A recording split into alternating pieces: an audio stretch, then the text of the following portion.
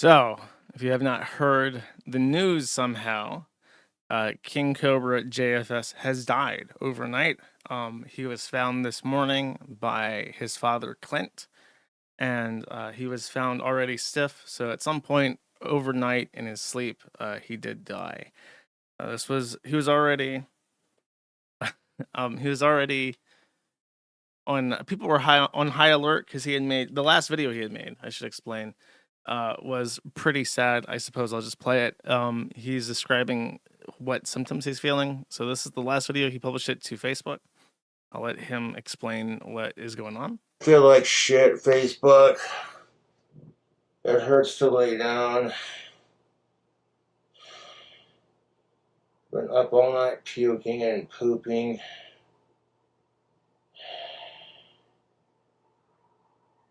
Oh man, I feel like shit. I'm hot, I'm sweaty, I'm clammy, my stomach hurts. Been up all night puking and using the bathroom. But I will push through this. Oh, it hurts. It hurts to breathe. Fucking my stomach. My stomach hurts.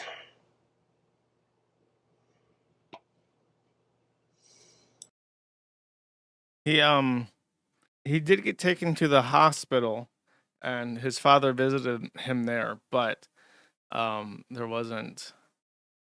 I don't think there was anything that could be done already at that point. He was already in organ failure. There was a couple theories that were posited, and I should explain. I haven't talked about Cobra in a while because he's basically been in a continuous alcoholic malaise for probably the last year, maybe even longer. Um, and it was not when Ozzy Osbourne died recently. It was really obviously hard on him to the point where like people in the thread were like very concerned because he was taking it pretty rough. If you don't know, Ozzy is his favorite artist of all time, so he did not handle that really well, and he had been drinking more often than usual after Ozzy died. So when he published this video, people thought, "Oh, he's probably an organ failure. He needs to go to the hospital." And people were listening to the police dispatch, and they heard a call go out to his home. I'll play that dispatch here. I think if we just skip to 50 seconds or so. It's just audio, in case you're wondering. Blue lips, completely stiff, and he is not breathing. Dispatch 121 on. Can you tell us the number? Lot 27. Copy. Dispatch Engine 5. What's the TAC channel for their calling for? The TAC channel 5. So someone picked up that overnight. He had the police codes called for a coroner, not for the ambulance. So when the police arrived, they didn't bother to do any kind of resuscitation because he had already been dead for a while, and it was obvious there was no point. So they called for the coroner. There will be an autopsy to specifically identify his cause of death. A popular theory that had been floated by some people is that his ex-girlfriend, NAL, also known as the Bog Witch, a truly horrific, despicable person who tormented Cobes and then stalked him after they broke up, sent him a quote-unquote care package that contained lily seeds. And the specific lily that she had sent seeds from are a very poisonous species that if you ingest enough of their poison, you can die. So unfortunately, a lot of the symptoms for lily seed poisoning are very common. It's just like fatigue, shortness of breath, diarrhea, stomach pain. So he complained about those things in his video, but if it's just organ failure from alcoholism or if he was actually poisoned by something that she sent him, that will have to be determined by the coroner and the yet to be conducted autopsy. There was some speculation if the call was actually for him. However, his father published a video address. I will not play the video address because it is very, very, very sad. There's no, it's just depressing. If you want to watch it, it's currently featured on the Kiwi Farms. I also tweeted a link out to it if you're interested. But It is pretty gut wrenching. He obviously loved his son, and it's very difficult. So, the most likely culprit outside of NAL and that kind of conspiracy theory is just alcohol. And Cobes didn't have much money, so he didn't get to buy alcohol all that much. But have no fear, Reddit is here. As I mentioned, Reddit subreddits are completely unhinged and are like actually dangerous. And the main reason for this is that Reddit and people who consider themselves progressive enough to post on Reddit have a moral code, and that moral code is be a good heckin' person. That's the main thing that a Redditor strives to be. Now, what is a good heckin' person? Well, it's whatever they say they are. And therefore, a bad person is everybody that doesn't fit into this narrow guideline. When the Kiwi Farms was quite young, we would have people on the Kiwi Farms who would deliberate on if it was fair to troll Chris. And I remember quite early on, without having any precedent, I just felt like this was objectively the most correct position. I just said, look, you don't have to justify making fun of people on the internet. And if you feel bad about what you're doing, you shouldn't do it. That's your gut telling you that you're doing something wrong. You don't have to cope about it and say, like, well, he said the N word and he was a homophobic in the mid 2000s. Therefore, it's okay to torment Chris forever and ever. Like that kind of lofty moralizing justification for making fun of somebody there. That's if you honestly feel bad about what you're doing, you shouldn't do it. Redditors have took the opposite approach to this, and they believe that what they do is some sort of objectively correct crusade that picks up where the justice system lets down. So if someone is homophobic or racist, therefore they can call CPS on their families, they can SWAT them, they can do whatever, get them fired from their jobs. And in the case of Cobes, after his lizard disappeared, and to be clear, it probably was something that Cobes did. He probably did open the door or something because I think he let the lizard walk around. So he opened the door, went out for a smoke, forgot to close it. The lizard got out and disappeared. And it's like he's mentally handicapped, so stuff like that is going to happen. But Reddit, that's very unwholesome, small chungus. And therefore, Cobes is no longer a good person. He is an animal killer. And animal killers are pretty high up there on the bad people list. So therefore, every single thing that they could possibly think of doing to Cobes is henceforth justified. That would obviously never fly on the Kiwi Farms because we take a completely different approach. But on Reddit, where you can kind of ferret away and pretend to be holier than thou, then you can do whatever the fuck you want. So Redditors have been sending Everclear by the gallon using DoorDash. Cobes is an alcoholic and generally very low IQ with low impulse control. So when a bottle of Everclear shows up at his door, well, that's just a fun night. So they would send him cheap liquor. They would send him Everclear. DoorDash would deliver it because it was paid for. And then Cobes would just show his ID. And what do you know? He's got a fifth of Everclear to drink that night. So he was legit just guzzling Everclear, which if you don't know, it's a famous brand of liquor in the United States. It is 180 proof. That means it is 90% pure alcohol. It is almost pure ethanol. It is generally used for mixing drinks, like fruity drinks and stuff, and supposed to be watered down. The idea is that you have this extremely pure alcoholic beverage that you can use to add alcohol to drinks without adding a flavor to drinks. But if you're a severe alcoholic like Cobes, that's just called a shot. So he basically was guzzling free Everclear. And if it is determined to be organ failure by alcohol, there has got to be some kind of vicarious liability for that. I would love it if the people, because they're sending it by DoorDash, so they're IDing themselves, they're putting in their credit card information. That can be traced back, and it should be. I want to know who it was that was spending money on DoorDash to send a mentally handicapped alcoholic bottles of Everclear every night until he literally died from alcohol poisoning. I want to know who that was, and I want to see bad things happen to them. Because surely, if it's not a criminal law that's on the book, that is definitely some kind of negligence. That's definitely some kind of wrongful death lawsuit. I think they should be tied up in civil litigation until the day they fucking die, because that's what they deserve. So I hope that subpoenas are issued and the people that were doing that were found out. I know that homeboy Clint is in a pretty bad headspace right now. He basically said, "Don't contact me, don't do anything." So people trying to give him advice are not welcomed at the moment. And he doesn't want anything to do with any of the internet shit, and he never has really. But I think that he should start getting subpoenas out.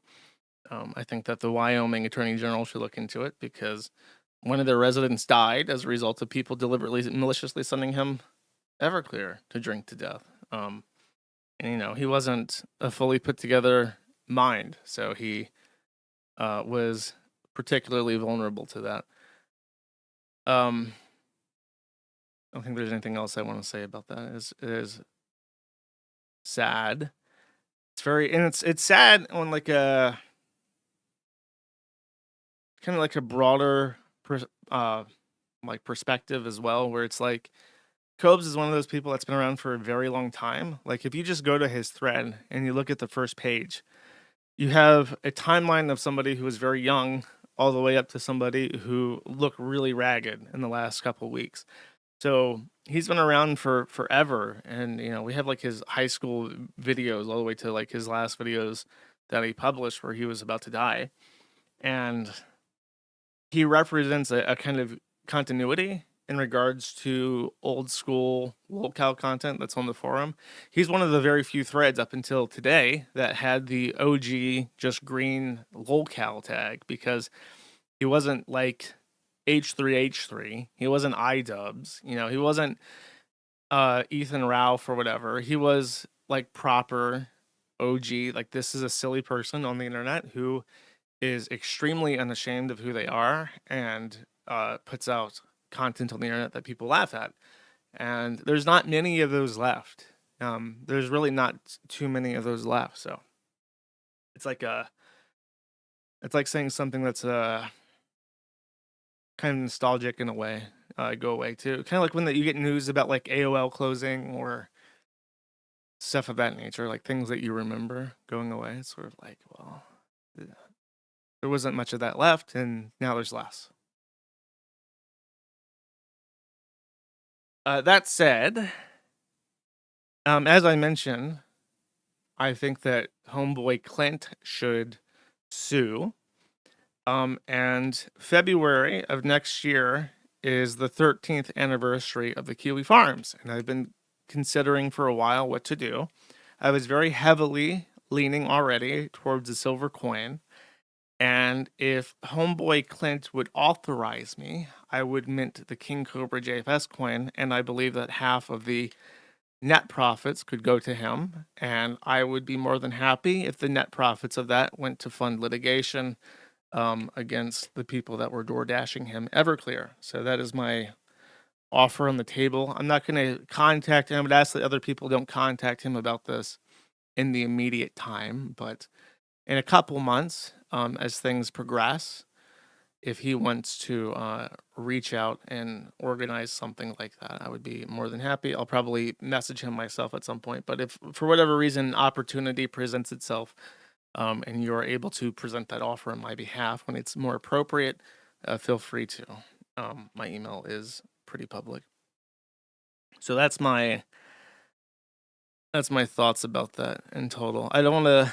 I was hesitant to mention the silver coin thing like now, because it's like it feels very avaricious. But like I said, if he needs to like I already had a couple ideas of what to do, but if he wants to crowdfund litigation off of proceeds from that, I'm more than happy to provide. I think people would be a big fan of that. So yeah, don't message Clint. I'll message him myself later on. But if something happens and he talks to people, you can relay that for me.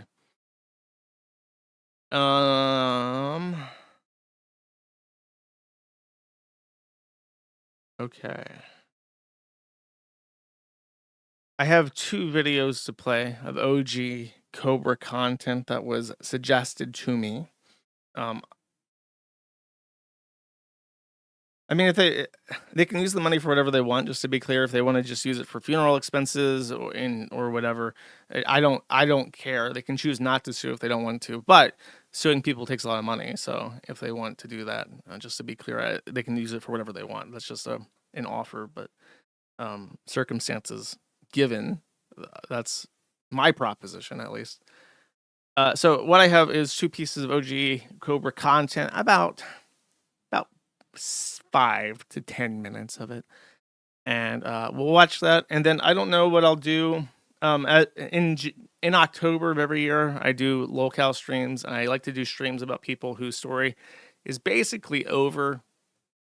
I already did a stream on Cobra, is the thing. So if I just did a stream on him from where I last talked about him to now, it would be really depressing. It would be really nasty. So I don't know if I'll do another stream on him again or if I'll talk about somebody else. But for right now, let's just take a gander. I think I played these videos during the last time I talked about Cobes, but we'll play them again. You know what I'm saying? It's life, man. You know what I'm saying? Yeah, you know what I'm saying. Oh, this guy. I've got an avatar. Holy shit. My skin's all blue from the black hair dye.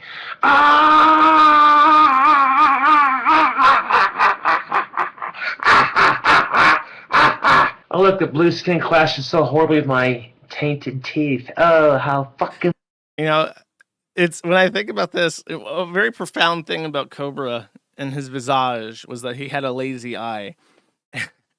And I don't know if this sounds mean or not, but I'm thinking if we do a coin in profile, do you use his right side or his left side with the lazy eye? Food for thought, chat.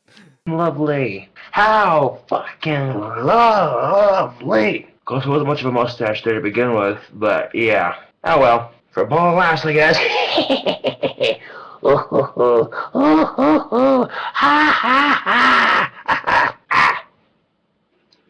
If they ask, why is your skin blue, Josh? I'd be like, I thought I come for as an avatar. I'm part avatar, you know.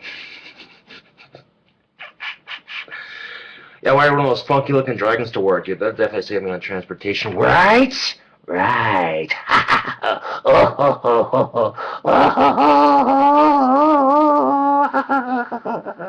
Holy crap. I look like shit. Wow. This is highly amusing, actually. Well, I look silly, don't I? I forgot. I forgot the context of this. I sat here like, wait, why is he blue? And I think that what he's doing is he was dyeing his hair like super jet black, if I remember correctly. I don't know if he was trying to do it blue or if it's like a really, really dark black that just so happens to be like blue ink or whatever.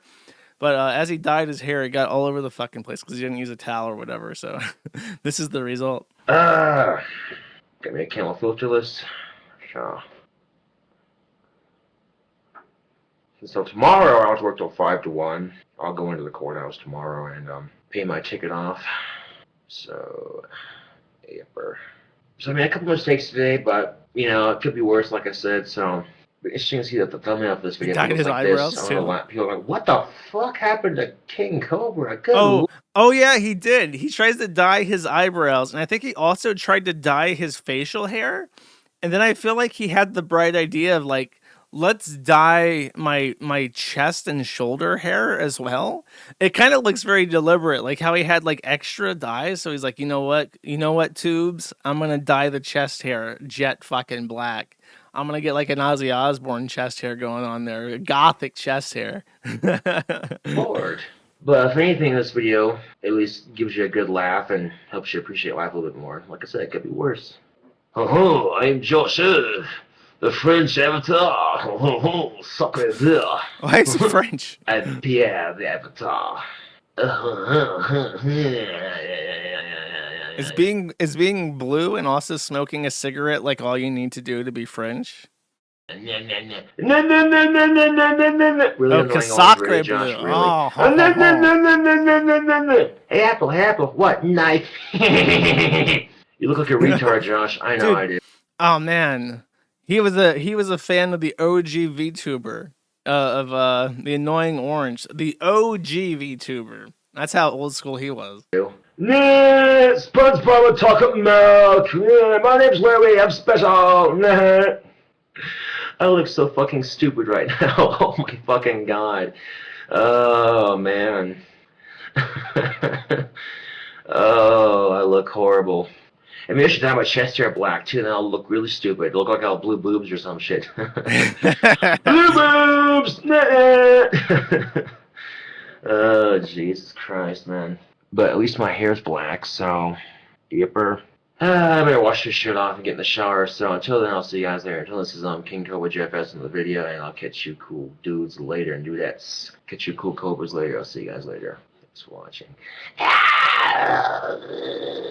If you haven't seen stuff like this from Cobra before, you need to watch the stream that I did on him, because I went back and I watched all of his like super old classic content. He's not just like a strange dude who like ate really bad food on camera and drank a lot. Like back in the day, he had a little posse of friends, and I want to say that he was interested in making videos. I think he was one of those people that had like an interest in film or something. I know that there was a documentary that was made by him, and the documentary about Cobra is really, really good. It was just some weird guy, and he wanted to do like a little indie documentary, and it just has the vibe of like you're just shadowing some kids in the middle of fucking nowhere who are like mall goths, you know what I mean? And they had like these strange vibes to them, and it almost feels like an indie film of like of when they like deliberately set a film in like 1990s like Kansas, and it's like dusty and dry, and everyone has like a weird Napoleon Dynamite sense of humor, and it's just like everyone's a little bit weird, but it's like super wholesome. It has that kind of vibe, but it's totally real life. It was in Casper, Wyoming, and Cobes is walking along train tracks in some of it, and it's just good vibes, man. It's good vibes. So you can watch that as well. I would highly recommend that documentary. It's in this thread somewhere, probably in the OP. That's a good watch. If you don't want to watch me, which I can understand. This is more recent. I want to say this was 2016, so this is even further back. I want to say this is like 2014, maybe even earlier. This is 2016. I gotta clean my stove. God damn it. I'm sick of dropping shit. You know.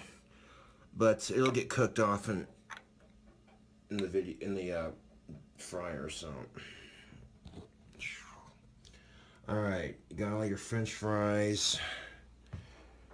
And as you can see, that's bubbling. So what we're gonna do is just,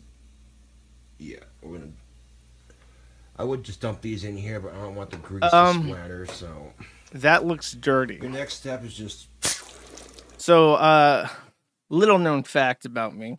I used to work at a restaurant in Destin called the Whataburger, and I was the fry guy. I was actually really... I don't mean to brag, but I worked at one of the busiest restaurants in the entire country. We did $4,000 hours during spring break, and I could bust 2 baskets full of fries into perfectly packed little mediums ready to go. I could dump and salt and scoop with one hand, my right, and I had a way of unfolding the packets with my left hand. All the different sizes, I had a different technique. I was the only person that could master this art. So I was the fry guy dedicated because I was good enough to bash him out fast enough to keep up with the man.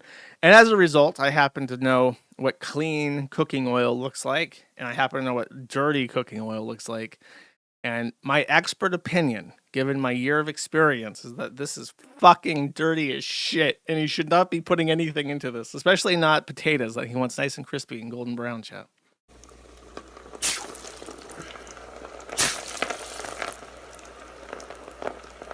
Just drop them in there like that. Fuck it. It's honestly a miracle he didn't die in a house fire. Oh my god, no! It is. Oh no! Holy shit! But go! Don't blow on it! Don't blow on it! God damn it! Don't blow on it! Fire! Don't blow!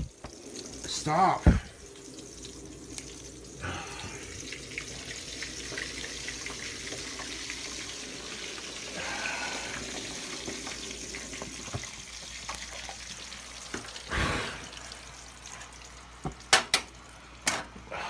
Fuck my life, YouTube. I need salt.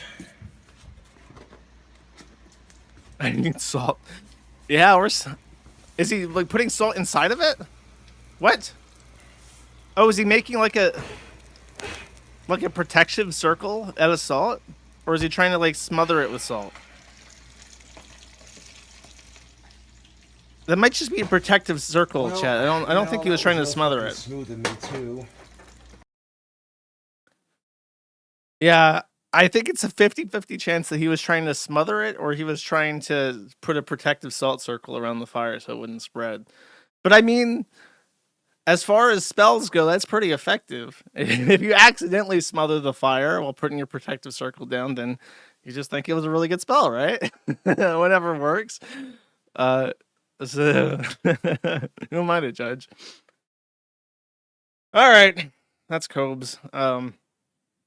This was on very short notice. I woke up and I just got the message, Cobes is dead. I'm like, no fucking way. So I just tried to find some clips to put together last second. And obviously you can't do it justice. The man's been around for 10 years. And he had a whole story arc going on, multiple people coming and going. How could you possibly pay tribute to that in a couple hours? But as I said, the thread is super active right now. People commiserating and sharing their favorite moments, and you are more than welcome to participate or read along with that if you really want to.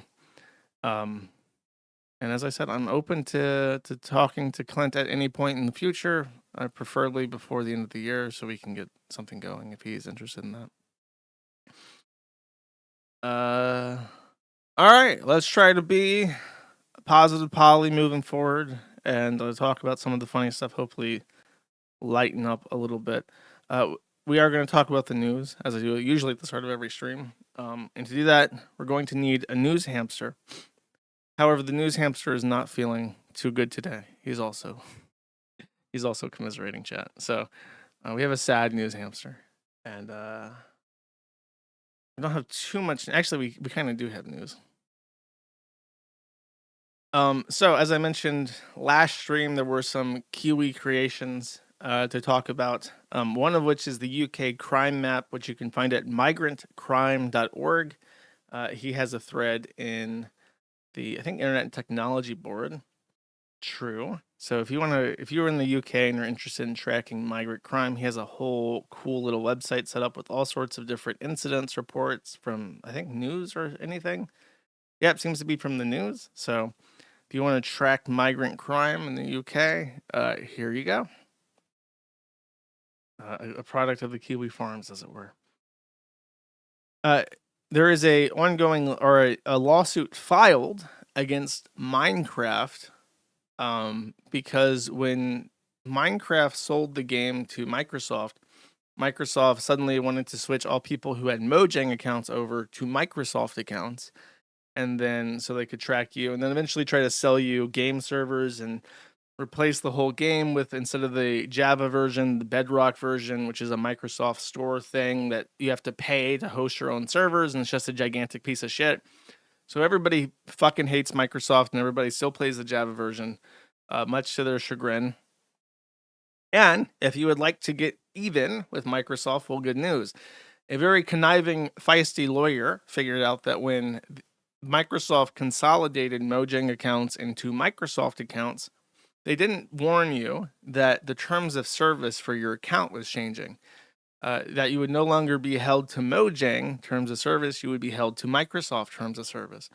Well, chat, not telling your customers that the terms of service are changing when you do a merger like that is a civil offense, and so a lawyer is starting a class action lawsuit for all people who had Mojang accounts that transferred their accounts over to Microsoft because Microsoft has violated your rights. So there is a website that you can go to. It's on KianBros, KianBros.com/forum.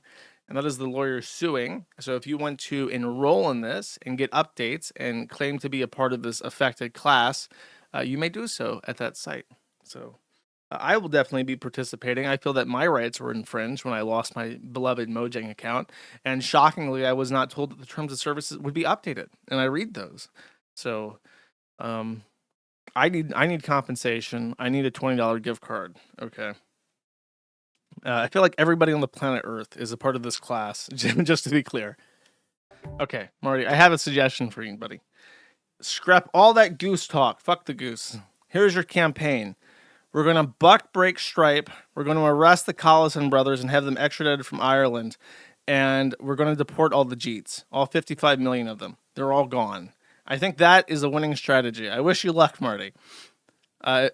Apparently, Nevada has 4 representatives. So I'm not sure which district in particular he's running for. Let's see if it says it on his profile. He's running for Congress again. He does not say which district he's running from, so I can't tell you. But he needs to revise that. He needs to scrap that and just go, look, we're getting rid of the Jeets. All right. Speaking of the Jeets, I have a whole Jeet section lined up. I received a nice email from Kraken, which is one of the only custodies I haven't been banned from. I've been banned from Coinbase for about 10 years. I got banned from Uplift. I got banned from Gemini. Kraken was the last one holding, and thankfully they were one of the only ones that allowed you to onboard and offboard XMR, which I am a big fan of. As many of the people in the XMR chat dono system know, I never forget to read my XMR chats, especially not when Fentard said to be $150 last week, and I just completely forgot to read them. Never happens because I'm such a big proponent of Monero. Anyways, Kraken sent me a message and they said, hello, Joshua. We regret to inform you that we have closed your Kraken account. For security reasons, we are unable to provide you the reason why. You will be unable to open another account, and we cannot discuss this matter further. We apologize for this inconvenience. Regards, Pajit, Kraken support. So, fuck you, and go fuck yourself. Nice letter, nice and concise. I'll give them credit. No messing around. Just go fuck yourself. So I did the only thing that I know how to do. I chimped out. I broke out my brand new sheet of SpongeBob stamps, and I wrote Senator Ashley Moody, Representative Aaron Bean, Senator Rick Scott, the U.S. Office of the Comptroller of the Currency, Customer Assistance Group, the U.S. Securities and Exchange Commission, Office of the Investor Education Advocacy, the Consumer Financial Protection Bureau, and the Small Business Administration's Office of the Inspector General. And I sent them all out, and you might think, Josh, you're wasting your time. You're just blowing in the wind right now. Well, here's a nice message from Kraken's CEO, Ajahn Sethi, who says, this should be fixed. Let us know if you have any issues. What we provide is a utility and in many cases a human fundamental right. If you have any other issues with you or anyone, please send it to us as soon as possible. So I now have my Kraken account back. Now, what I don't have is an explanation for why it was banned to begin with. So I will be listening and waiting, SARS, to see if it is ever actually explained to me. Because it is a fascinating moral line there, okay? I would just love to know. So always chimp chat is the moral of the story. Always chimp. I'm Jew. The goose is loose. We just slaughtered the goose, unfortunately. Next. Many people have seen this, but let's get angry again. This happened in Florida, so Josh Moon most affected. Here we have 2 good saws. One of them reading about how to kill all the Christians who live in oh, he's not holding a book. It's actually just like his, I don't know what the fuck that is. It's just like a card or something. So they're just driving around in Florida as you do. And oh gosh darn it, the American highway system, I can't read any of these signs. My dashboard GPS told me that I missed my exit. Shocks, the next exit's in like 20 miles, and I get paid per delivery and not by the mile. So I guess I gotta get off on the next exit. No, we're gonna do a U-turn here in the middle of the highway. Let's see how that goes out. Yeah, just do a nice little U-turn right here. Up.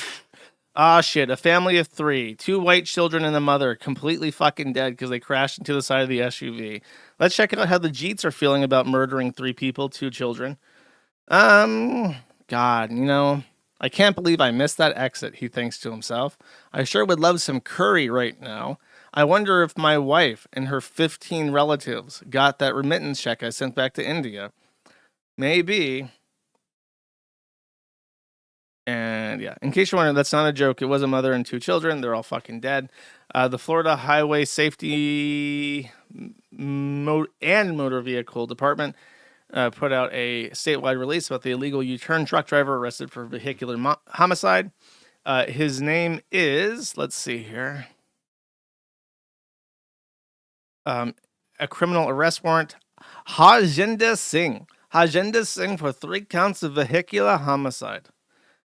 Does it say the victims? Because I think there's a nice picture of them. It's really sad. It is literally like a white family was just completely fucking obliterated from the face of the earth because this Pajit couldn't wait 20 minutes to do a U-turn, or rather to do a turnaround at a junction at the next exit.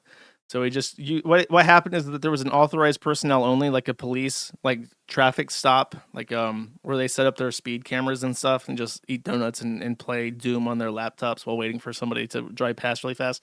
He tried to do a U-turn through one of those, which is from the right lane. Let's take a look at this. You can see it on the back. So he's in the right lane. And he says, shit, I need to make this turn, sir. So he turns from the right lane across the left lane into the unauthorized personnel area and has completely blocked the traffic. Like, this is how you would block the cars if you were trying to set up a barricade. And oops, killed 3 people. Shit, man. Gosh darn it. Let me put this into park. This fucking idiot. They ran into my semi-truck. You know, this is the kind of traffic that happens every fucking day. You know why he's not fazed by this? A year ago, when he was in Sakti Pujahar, the most sacred region of India, he saw this accident happen 8 times a day, every day, his entire life. And this is just like, it's your fault for not checking to see if I was turning from the right lane without a blinker saw.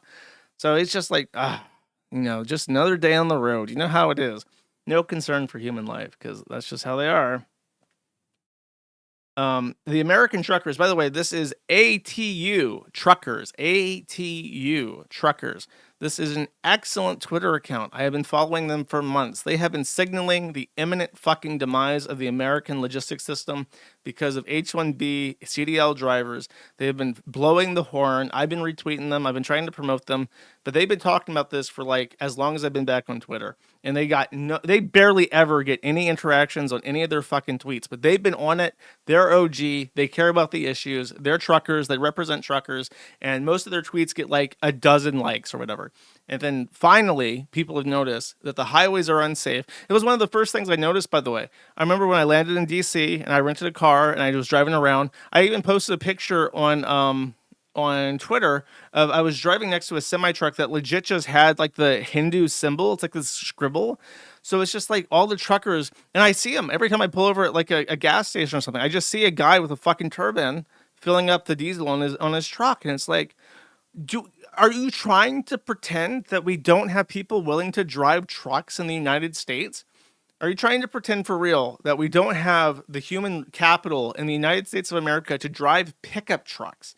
And are you trying to pretend that we are not about to just automate delivering by pickup truck anyways? That there's not like 8 different companies competing to make CDL driving a thing of the past anyways? That we absolutely urgently need to import 55 million H-1B CDL drivers to make up this shortage? No other way. We can't just wait this shit out. We can't just pay people more money. No. Okay. So American Trucker says that the State Department has freezed all work visas for commercial truck drivers. So everybody who has been pending or wanted to apply from India or anywhere in the world to come drive a truck in the United States as a commercial driver, their applications have been frozen and they're not accepting any new ones. So now all the trucking companies in the United States have no choice but to hire American. Which is a huge win, obviously. The American truckers, guys, they couldn't be fucking happier with that news. Senator Marco Rubio confirmed this and said, effective immediately, we are pausing all issuance of worker visas for commercial truck drivers. The increasing number of foreign drivers operating large tractor-trailer trucks on the United States roads is endangering American lives and undercutting the livelihoods of American truckers. I don't even have a slide for this, but the Department, NHTSA, conducted the Department of Transportation, I think NHTSA, they did a test. So if there's ever a commercial driver license crash, the Department of Transportation comes in and conducts a competency survey to find out who's at fault. I guess kind of like how if there's ever an airplane incident or near miss, they do a really rigorous investigation. This is kind of like a mini version of that for the roads when it comes to commercial drivers. So they did it. They conducted a field interview of this guy after the accident. He could recognize 2 of the 12 signs. So he had a competency of 2 of 12 when it comes to identifying American road signs, and he failed the English exam. So he can't fucking read. And if you're a European, you should know that our road signs are not like European signs. If you've ever driven in Europe, you would know that almost all signs in Europe have no text whatsoever because it's a multilingual continent. So drivers driving from Latvia to Spain are going to see many different languages, but they're all going to see the same road signs. The U.S., we're not so creative. We don't have we don't have perfect iconography for all of our signs. Half of our signs are all text. So you'll see a stop sign, but it says only on except for going right. Or you'll see generally in the United States, you can make a turn on a red light if you're going right, but oftentimes they have a sign that says no turn on red. And if you can't read English, you can't read no turn on red, and then you're going to create hazardous driving conditions. If you're driving around the DC metropolitan area, by the way, they have enormous signs, taller than 2 people standing on each other, that span the entire width of a 4-lane highway, that explain very precise rules that only apply during certain days, during certain times of the days, for certain drivers, maybe sometimes carpoolers. And there's no fancy icons for this. You can either read that fucking sign, or you're going to be really confused and people are going to be honking at you pretty violently. So there is a lot of reading to do on the road in the United States, because we have some very interesting infrastructure, and it requires understanding of how to navigate it that can't be explained through arrows and glyphs and other things like that. So if you can't read, you're not going to be a good driver. And the fact that there are people driving at all, like, they shouldn't just go after this guy. Here we go. Here's the lieutenant governor of Florida manhandling this fucking murderer who wiped out a family. It's for him to be, I think, arrested. I don't know if they're going to deport him. I think they're charging him with vehicular homicide, so I guess he's going to jail. So here we have this guy, by the way. Let's take another look. Here him, smug, doesn't give a shit. Ho ho, 3 white people dead. Who gives a shit? Happens in India all the time. And now we got a little bit more of a meek posture and demeanor here, chat, as Lieutenant Governor Collins is hauling him off. I suppose he fled the state or something if they had to fly him in. Yeah, please help me, Saw. There's no help coming, Saw. Give up hope, Saw. What was I gonna say? We shouldn't just go after him. He got here somehow. What was his immigration authority? How did he get in? Who hired him? You know, we need to know the specific people responsible for bringing mass murderers into the country, which is what this is. 3 people died, so it's a mass murder. If 3 people died due to a gunfire, that would be a mass homicide event. That would be news. 3 people died in Walmart getting shot by an AR-15. That's news. 3 people died on. What are we going to do about guns? How did he get a gun? Was he on medication? Did he have medication when he got the gun? You know, that kind of shit. Okay. Well, this guy killed 3 people on just driving down the road in Florida. So we're going to treat that similar. How did this Indian get into this country? Who vetted him? Who hired him? Did this person commit fraud to get his visa? We're going to be asking similar questions. And unlike with guns, there's much more direct causality here. Who are the people getting commercial driver's license for Indians? How are they getting them? Is there people in the Department of Transportation of Indian descent shitting out commercial driver's license for Indians because they get kickbacks from firms? The people who signed off on this in the government also need to be looked at. Because I guarantee you, if you look at the Department of Transportation and how they issue CDLs, you're going to find all sorts of fucking suck-deek sings and shit just conducting the test in Hindi and whatever the fuck. They basically need to rattle this shit as hard as they possibly can. And one more nice little Indian update. The artist, George Alexopoulos, I believe is his name, made this pretty straightforward political cartoon demonstrating his criticism of mass immigration and CDL drivers. However, G Prime 85, I don't like him. I can't remember what it was. He was like annoying or something. I can't remember what it was, but he pissed me off at some point. I stopped following him because he annoyed me. But Ian Miles Chong, Malaysian, ugly, disgusting. He took that image and ran it through a image to image AI thing and created a derivative of it that looks a little bit more like realistic. And then he posted this and said many such cases. And then people pointed out that he stole the art from George Alexopoulos. And the note that was posited on his art, his AI generated image says, the image is an AI generated filter over artwork created by G Prime 85. Ian Miles Cheong is using the fact that it is AI generated to avoid crediting the artist. And then Ian responds to this and says, to avoid crediting the artist, ha ha ha, no, I did it to piss him off. In case you're wondering, because you haven't heard much about Ian Miles Cheong, he's so unpopular that despite how good the sloppy toppy is that he gives Elon Musk no longer promotes him. And I think if we go to his Twitter account, I don't know if it's oh yeah, here we go. He gets like a couple likes on his messages now. Oh, this is one of his old ones. This is the most recent one, so because he pinned it. So he gets like a couple likes. Most don't even break like double digits anymore. So he's basically completely irrelevant. And I didn't intend to show. Actually, you know what? I shouldn't show this because it's on stream. But Elon Musk has replaced Ian Miles Chong with his new love, which is Annie Chan. I was scrolling down Zitter and I got to see an anime girl dancing in her underwear because Elon Musk is just openly gooning to fucking anime porn on his main Twitter account. Apparently, you can ask her to strip and dance for you. iOS users only at the moment. Remember, by the way, birth rates are very low, so we got to do something about that. By the way, I'm making an AI porn bot for everybody that has a Twitter subscription.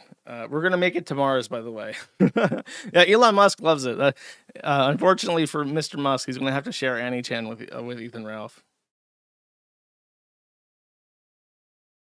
You think that Elon Musk is pure evil? The elite human capital at XAI have assured me that these are the finest of anime porn robots, and it will have no dire consequences for the human race. We need more elite human capital driving on our streets. The birth rates are so low, That is why we need more anime pornography and Indian migration, All right. Thank you, News Hamster. I know it was hard to come in today, but we now have the content. Actually, let me get a sip of water real quick.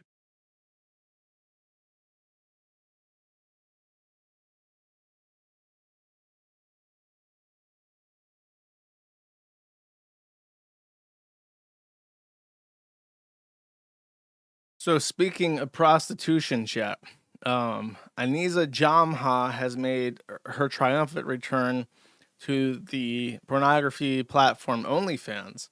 She's announced that she had a big announcement to make before telling people this, and it led some to speculate in absolute abject horror and misery that perhaps Anisa Jomha was pregnant and the poison womb of this psychopathic monster might be breeding offspring. Good news, she is simply being a prostitute some more. Now, I know it's not too interesting to see a dumpy, frumpy, tatted up hoe trying to look awkwardly and look sexy as awkwardly as possible. But don't worry. These are apparently going to get extra spicy because someone else is joining her to make some content. Some spicy content, as they like to say. Why did iDubbbz never do OnlyFans? iDubbbz responds, I'm not opposed to it at all. There's a lot I want to do. Make videos, win a boxing match, do a muscle up. OnlyFans just not super high up on my list. Maybe if I spend some more time at the gym, it will be. So he's gonna do it. He's gonna sit in the cut corner and let Anisa get railed, and then allow this to be published on the internet. So don't worry, Ian gets to be a prostitute too. Suffer.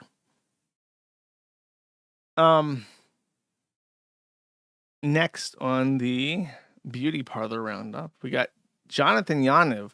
Worth mentioning, by the way, because it's been so long since I last talked about Yaniv, and so infrequently that I do talk about him these days, but I should do a quick roundup. I did a stream on Johnathan Yaniv. I would recommend that if you don't know who he is. But back in the day, Johnathan Yaniv first became famous because he used the Human Rights Tribunal of Canada to file complaints. Now, generally in the United States, when you file a sue somebody, you have to lawyer up yourself and you have to bear your own cost. And there are pros and cons to this system, but generally, because you have to pay for your own attorney, most people are dissuaded from filing frivolous litigation because it's just so time consuming and costly and you can't get out of it once you're in it. So, unless you have like a really good reason, most people don't sue, or unless you're really rich, most people don't sue. Johnathan Yaniv and the Human Rights Tribunal have a different story.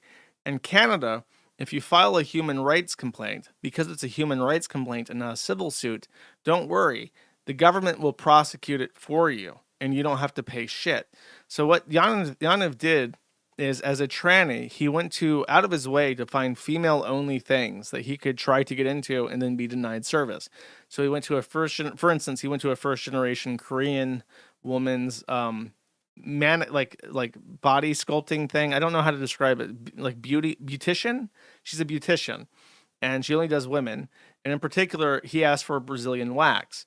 Now, Brazilian wax cannot be performed on a person with male sex organs because, by definitionally, they lack the parts that are waxed during a Brazilian wax. When informed of this politely by the Korean woman, Johnathan Yaniv threw a fit and complained to the Human Rights Tribunal, who then began prosecuting the person, who then had to lawyer up by themselves to defend themselves against the government that was used like a attack dog by Yaniv. This was scandalous. He did this with 12 other people, and in particular, he seemed to go after beauticians who did their work from inside their home. So basically, if you wanted a Brazilian wax by a Korean woman, as a Korean woman, you would go to this woman's house and then she would just wax you and there would be no issue. So he wanted to be alone with this woman in her house while naked, while she was waxing his balls, basically, which was the media tagline for this: "Wax my balls." Johnathan Yaniv was one of the first the people so disgusting that he broke containment and people were allowed to tranny bash publicly on the internet. And he was one of the first dominoes to really fall in the trans facade. But before that, it's worth mentioning that Yaniv was very powerful. He was one of the first people that was able to seriously damage the infrastructure of the Kiwi farms. In particular, when I lived in Buffalo, I used Colo Crossing in Buffalo as my data center, and Colo Crossing was owned by a office company. I forget the name of it. Yaniv called up the parent company of Colo Crossing and complained to them about the Kiwi farms and the content on the Kiwi farms, and they literally physically unplugged my devices in my cabinet in Colo Crossing, and I had to overnight them to a different data center on short notice, or no notice, actually. So he was a tech guy before he became a gross tranny called JY Knows It. And he had a bunch of social media presences. He was very good at SEO, very good at hiding things, just like Liz Fong Jones, but a little bit shittier because he didn't have a connection at Google. But what he did have was a connection at Twitter. There are pictures of him as Johnathan Yaniv before he turned out, standing next to the co-founder of Twitter. And surprise, surprise, if you talked about Johnathan Yaniv and how he was suing people and sexually harassing people on Twitter, your account would be banned and all your posts about it would be deleted. In fact, there were posts about Johnathan Yaniv on popular feminist accounts, not obscure blogs just making fun of him, but actual popular feminist accounts on WordPress that were deleted, and the account was banned and all their content was deleted. And WordPress is notoriously difficult to get things down off of.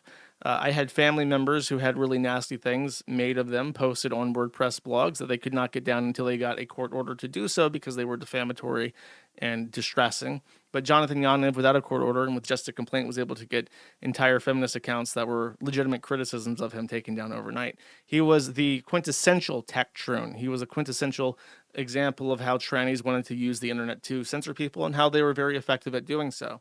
So while now he's a fat, gunted joke who's homeless, bouncing between places that he's getting kicked out of, facing multiple criminal charges, at one point in time, this deranged, lunatic, second-generation Israeli immigrant, tranny freak was actually not helpless and fat and disgusting and homeless. He was in a very powerful position of authority, and he was using that authority to rigorously scrub the internet of everything that he did not like, and was able to get away with it for years and years and years until eventually the dam broke because he went too far and was suing people for not waxing his balls. So never forget, I will bang on this forever. They are evil, and when they get their way, they never stop, and they almost completely blotted out any criticism of them. They were that close. They were that fucking close where they were getting our hardware kicked between different providers. They were getting streams about them taken down off Twitter, posts about them on Twitter taken down, streams on YouTube, sorry, blogs taken down about them on even censorship-resistant sites like WordPress. They were that fucking close. So don't ever buy into the we just want to pee. Don't ever buy into that. Don't ever forget. Don't ever forget that when they say we just want to pee, that's not actually what they want. They want to completely and totally control what you can say about them, so that they can rape with impunity. That is the moral here. Now this is a real throwback. If you don't remember GigglyGoonClown, you're very lucky. Back in the day when we were talking about Mr. Beast's pet tranny, Chris Tyson. Chris Tyson got into a little whoopsie doodle, and so did Finster for that matter, because they were all in this big lovey-dovey circle for sissy hypnosis tranny shit, right? And one of the people in this group chat they happened to be directly adjacent to was a guy called GigglyGoonClown, who had audio leak of him sending, I can't remember who. It was somebody that Finster was directly associated with and was in these circles with, but they leaked out this audio, and GigglyGoonClown is basically just vigorously masturbating into his microphone, saying that he loves child pornography and can only get all. Jean Hollywood, that is who. Ella Jean Hollywood. That conversation, and Hollywood was super into it. Thought that this was super awesome. GoonClown masturbating and saying that he was aroused by children getting raped. Literally is what he was saying. It was completely unambiguous stuff. So that was a long time ago, and he basically disappeared off the face of the planet until a couple Redditors decided to go to his house. And this is, I want to say the first, I'll just play the entire thing, why not? I'll just play the entire thing, there'll be no problem with that. Me playing the entire thing. There'll be no issues whatsoever with me just playing the entire thing here real quick. Just no issues. Oh, it's 300 megabytes, that's why. Okay. It's gotta be. Your son calls me mommy. Okay, just right off the bat, they found his car. He has the boy kisser sticker, like a vinyl sticker, the boy kisser meme in the back. If you ever see this fox, whoever's posting it is a pedophile. It is like the most pedophile coded shit on the planet. And unfortunately, if you go to places like W Place and you see, there's like pixel art of this fucking pedophile meme everywhere. Shit. I got a is that a Zodiac? What the fuck is that, dude? What the fuck is that, man? This is his car. I'll make sure he shows it.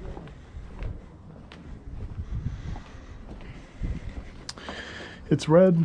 Just posting some soy jacks on the, giving them some soy jacks to take home. Hi, I guess. are you Christine? No. No? Catherine? Yes. Hi, we're a film crew. We're filming a documentary. And we were wondering if Orion Grant Passmore lives here. Well, yes, he does. Why? We wanted to interview him. Pardon me? We wanted to interview him. Well, he's not here at the moment. Oh. Well, and who are you guys? That's a lie, by the way. My name is Carl. Dude, that's not a frog voice. I think that's, I want to say that's his mom. I'm not sure that's his mom or like another tranny doing like a troon voice. And who was the person that ran across my yard? I don't know who you're talking about. Fuck off. Huh? That's the GoonClown. That's the GoonClown. Fuck off our property now. I'm sorry. Now we're calling the cops. Okay. Fuck off. All right, we'll leave. Fuck off, all of you. And don't you fucking ever come back because it's my grandmother's house. We have never, a respectable lady. We have never been here. You're disrespecting her by being on her property. Oh, I just wanted to ask you a couple of questions. We have never been here, sir. This is the first time we've been here. I apologize. We'll leave. See what the commander has for us. All right, so we got some intel, some stuff from the scene of the crime. Oh no. Taking a look at that, it's kind of hard to see. That one's kind of torn up. It's red. It's red. Red, it's boys. Red. That's a Cobson GoonClown. We just got a cop, Jack. There we go. It's just getting started. Ryan. Rarian. I guess that's a new one. That's like the. That's GigglyGoonClown. There he is.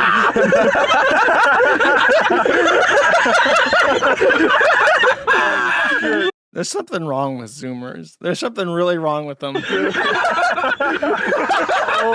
shit. Get that close. Get that close up right there. That's a great. We did it. Shit. There we go. This was all there. Okay. GoonClown round 2. We're just gonna drive by now. They're just gonna drive menacingly in front of his house. Okay. This looks like New Mexico. See what's going on there.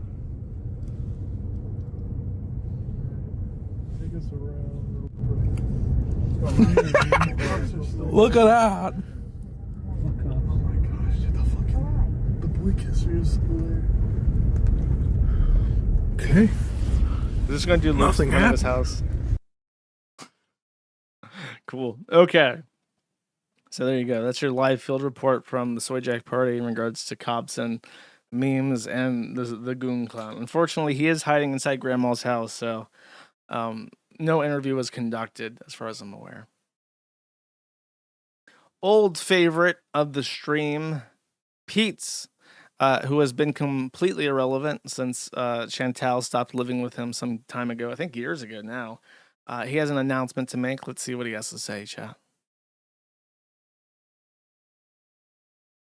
Of course, there will be no issue with me playing this this video. Here we go.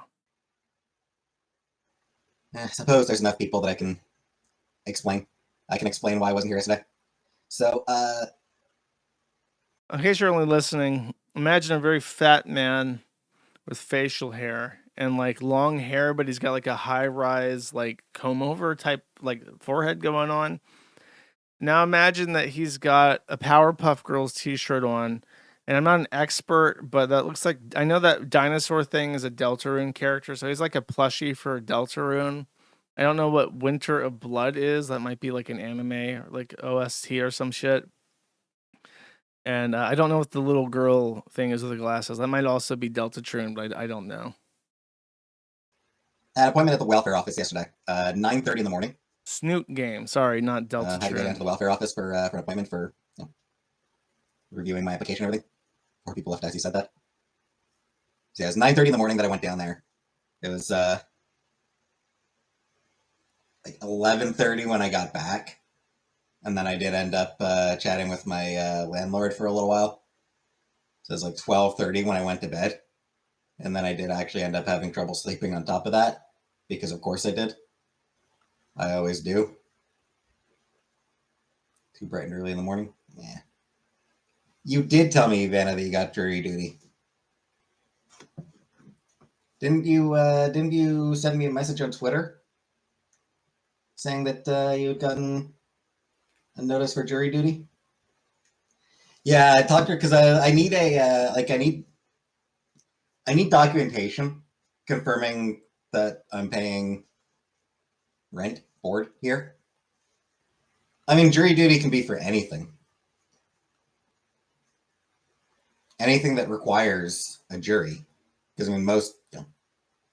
Fun fact, they don't do this much anymore, but back in the day, before they had good forensics, you could be summoned for jury duty to determine cause of death. So you would just gather around a corpse and you would debate amongst your peers if they died from strangulation or being shot or whatever the fuck. You just eyeball it and be like, yep, looks like this fella here got choked up by the rope around his neck. Looks like he joined the 41%. And that kind of just fell out of fashion when it came to coroners and stuff over time. But back in the day, they had juries for deciding cause of death. Any sort of criminal case is going to be juries. I mean, there's murder at go, but I don't think they'll tell you until you show up. Yeah. Yeah, there's some documentation I still need to get together. And here in North America, it's not too often. I won't need to go back to the welfare office too often. Might need to go down once in a while, but not often. And yeah, as far as medical malpractice lawsuits, people have to serve a jury trial. Yeah, I mean, basically anything that isn't a civil case I think is like, doesn't like the word murder. Bambi. Civil cases in the U.S. can ask for a jury trial over certain amounts. Anyway, yeah, it's You got a right. I think over here, I mean, it's basically. But you got to pay for it in civil cases. Trial by juries for a lot of stuff. Anyway, yeah, there are some documentation. There's some stuff I need to get together to send to my caseworker. I also need to make an appointment with the job zone. He's check out my resume. He's on welfare. He's explaining how having to get his. I've actually already gotten and resume and job history together so he can get free money from the government. My first welfare payment, though. I'm going to need to once I get my YouTube pay for August. I'm going to need to update welfare office to let them know how much I made, and that's going to be deducted from my next YouTube or my next welfare check. Welfare really does disincentivize you from working, because it's like, if I get paid $2,000 to sit at home and do nothing, and if I make $1,000, then I still get $2,000 at the end of the month. It's just now I'm working. I'm making the same amount of money, and I'm working. So why the fuck would I do that? Unless I was making more money after taxes, sitting at home or from working, it would have to be a lot more, right? Like if you work 40 hours a week and your take-home pay after taxes was $3,000, would you rather make $2,000 sitting at home playing video games and not working, or would you rather make $3,000 after taxes working 40 hours a week? Like, why the fuck would anybody work if that's the deal that they're offering you?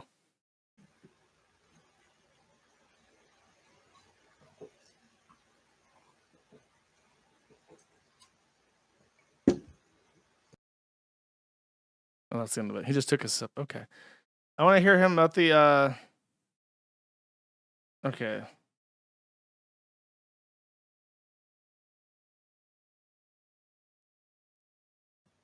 Fuck AI. I'm not getting AI to help with my resume. Fuck that. Where's the fun part? No, they're not able to give jobs. But the job zone will help me with my resume. Wants to help with figuring out how to get a job. Putting it through Kofi. I think I still need to claim that as well. Money I get that way, I still need to report. You can donate to my Kofi so that YouTube doesn't get a cut. That would be the main reason. Fuck AI. I'm not getting AI to help with my resume. Fuck that. Main reason to donate through my Kofi would be it's money coming in. So I still need to... Where's the fun part at?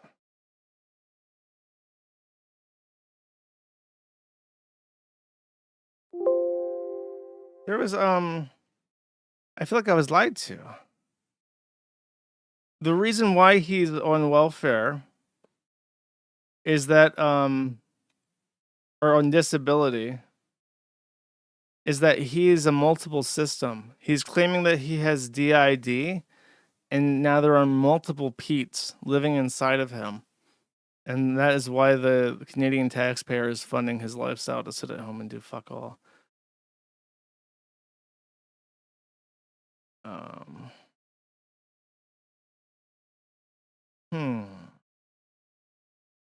Fascinating. I thought that was the clip. I'm frustrated that that was not the clip. I should have checked that better. I have an update from the queen of the sector, the femme sector, Amberlynn Reid. Last time I spoke about Amberlynn Reid, I was discussing about how she had been fat and lazy and boring for a very long time, so I hadn't spoken about her. Now there's an update to this. She is in a little bit of a tizzy, a little bit of a fat tantrum, and how do I just describe this? So she broke up with the woman that was feeding her to death, that was living in Michigan, I want to say, and was driven back by her to Oklahoma, where she is now. She went on live stream to discuss some things.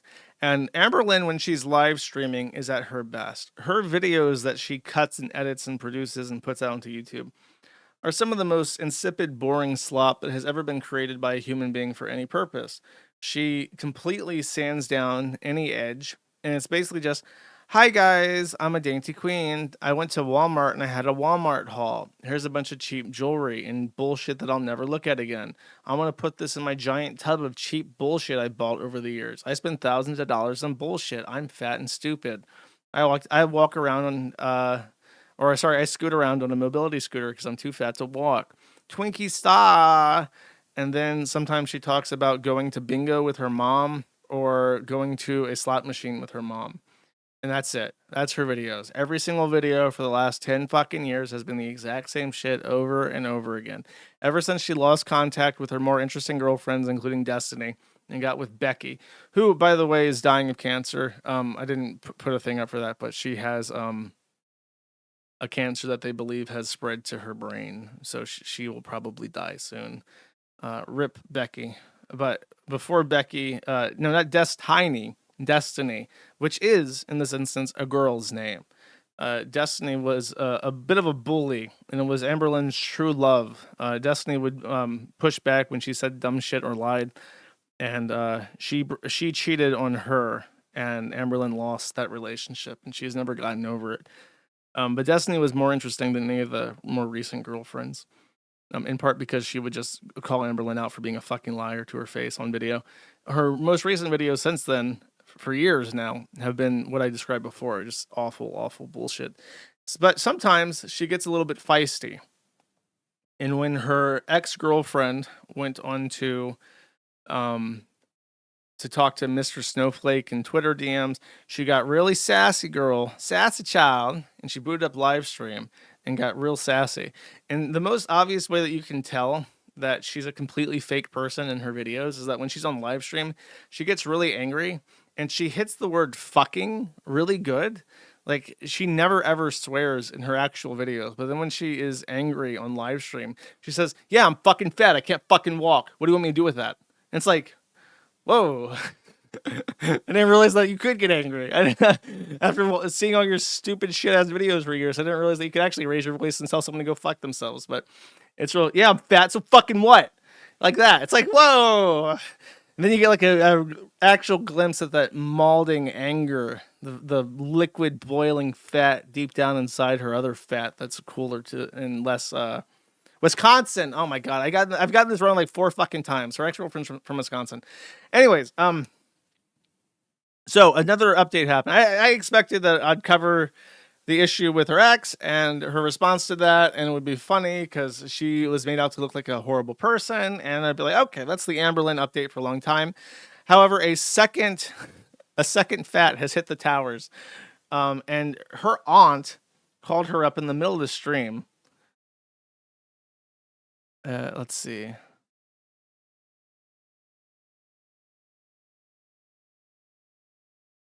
So she just started calling her in the middle of her live stream, and this is her patching her in on her laptop so she can stream that. And I'll just give you like a rough intro to this, okay? So you're clearly watching my live stream, and I said I don't feel like doing this anymore. So why are you calling? That's why she's angry, because her aunt is just calling her, like, let me on the live stream. Because she apparently said some shit about her, and she was watching, because she's like a huge anti-fan A-log. She's posted, I forgot about this completely, by the way. She's posted on the Kiwi Farms. Aunt Amberlynn has a Kiwi Farms account, and once upon a time joined the forum years and years ago to dump ass all over her on the forum. So she's like a proper A-log. It's really funny. So she demanded to be patched in, and here's what happens. Because Sorry, click twice. you can't run my name and multiple family members in the dirt for decades and think you're just going to walk away that easy. I'm finally done. I'm finally ready. I got the receipts. I got the proof. I'm not afraid of you, Amber, unlike all your other victims. I thought I had seen and heard everything that you've done over these years, but I was so blind by your manipulation. And when I seen half of the videos that I've seen with documented proof of how you treat people, not only in our family, but people in general, you are one vile, disgusting human being, and I want nothing to do with you ever again, including your mother. Your mother, your... See, okay, so when I first listened to this, and I honestly, I don't watch all her stuff, especially not when it comes out live, But I happened to see this on my YouTube de-advertiser thing on TV. And like, I wonder what Amber's up to. She doesn't stream that often. And I listened, and it was I got in exactly at this part, literally just her like shitting all over her. I'm like, holy fuck. I didn't realize that Amberlynn had anybody in her life still that would make fun of her. So I listened to this entire thing, and I was well rewarded with the content. Auntie brought the content. A lot of people were like, Auntie doing this on live, that's really white trash of her. Look, she brought the content. And as IP2 has taught us, content is Kang, or in this instance, Quang. So she is right by default because she's the funniest. That's how it works. There is one particular story that I would love to. I don't want the chat replay. I want the transcript. I want to see. Let's see if I can find. Okay, here we go. She's describing the first time that she met Amberlynn as not as a child. I believe that she was there when Amberlynn was born. But their family dynamic is completely fucked up. So there were long times where she was in Florida, and Florida, of course, because Florida makes the best people and the best content, which is why her auntie is from there. So the next time after she was a baby and she came back to California to see Amberlynn, she was already 14. And this describes the first time that she remembers meeting Amberlynn, and it's a really funny story. Or not. And you didn't meet me at 17. You met me when you were 14, when I went to California for the first time after 16 years. Remember you getting the pot of spaghetti out of the refrigerator and using the really huge utensil, taking big scoops out of the pot onto your plate, where your fucking dad said, I think that's enough, Amber. That's my first memory of you. And you still continue to pile on your plate. Yeah, that story goes around our family year after year after year. So anyway, that is so off topic and so mean spirited. That is one of the funniest fucking.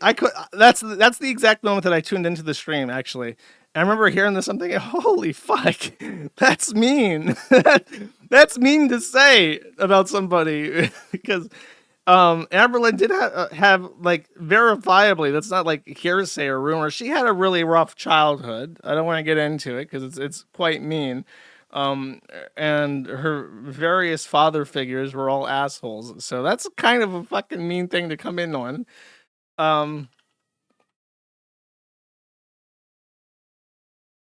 So let's see. Where is the... Okay, here we go. You're not sorry, but questioning that is sick.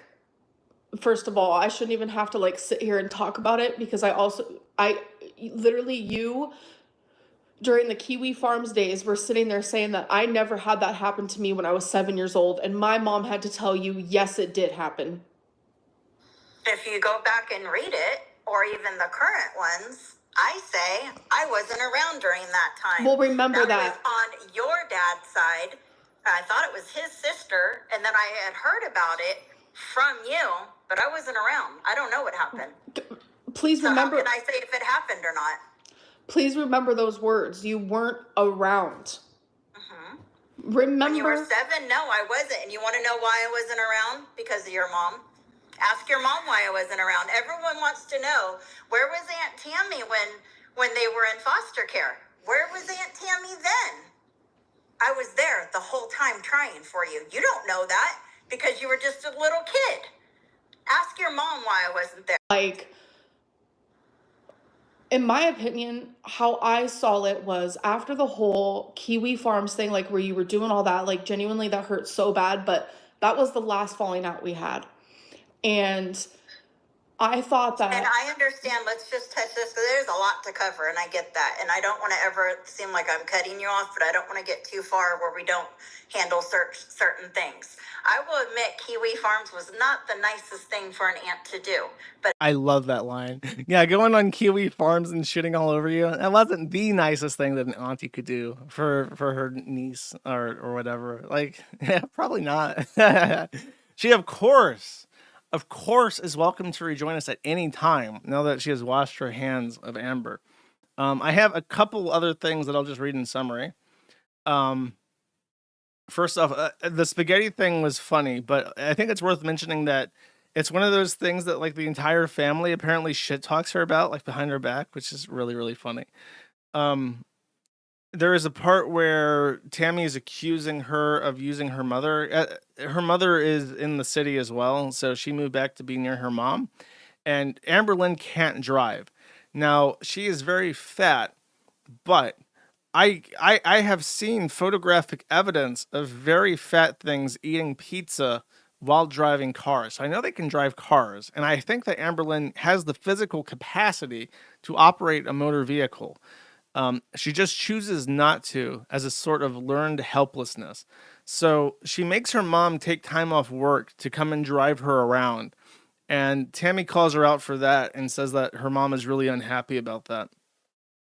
Um, Tammy and Amber's mom had a falling out, and Tammy mentions that the reason for that is in regards to the inheritance for her house. Now, this is an interesting story. Amberlynn's grandmother has a house, and it was expected that when she died, the children would equally inherit her estate. But now it turns out that one of them, and I don't remember if it was Tammy or Amberlynn's mom, is just getting the house, which I find strange, and that they intend to live in that house as well. Normally, at least it was made very clear by my grandparents that their will would be that the totality of his estate would be liquidated and divided three ways between the three of them as evenly as possible. So I assume that's what most people agree upon, is that if you have a house and you have multiple children, that you're just going to sell the house and take the money. And if you're not going to sell the house, then you have to get a mortgage for the other half of the equity. Like if you have a $500,000 house and the house is to be divided between two children, but one of the children actually just wants the house, then you would have to get a mortgage for $250,000 to buy out the other person's half. Like that's how it usually works, I believe. So that's a weird thing to have a falling out over. Kids are always assholes about it. I could believe that. So Tammy said that she still uses the Kiwi Farms and watches the hater channels. Says that going on the Kiwi Farms was not the nicest thing that I want to do. That's true. It's not. She's always welcome back, of course. And Tammy's main gripe with Amber, according to her, is that she's always tried to have a relationship with Amberlynn Reid, but Amberlynn and her family have always kind of pushed her out.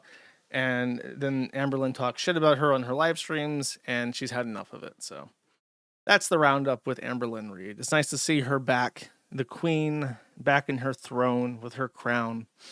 Back in the day, back when the streams were brand new, it was Amberlynn and Chantal almost every week instead of Ralph and Bossman Jack.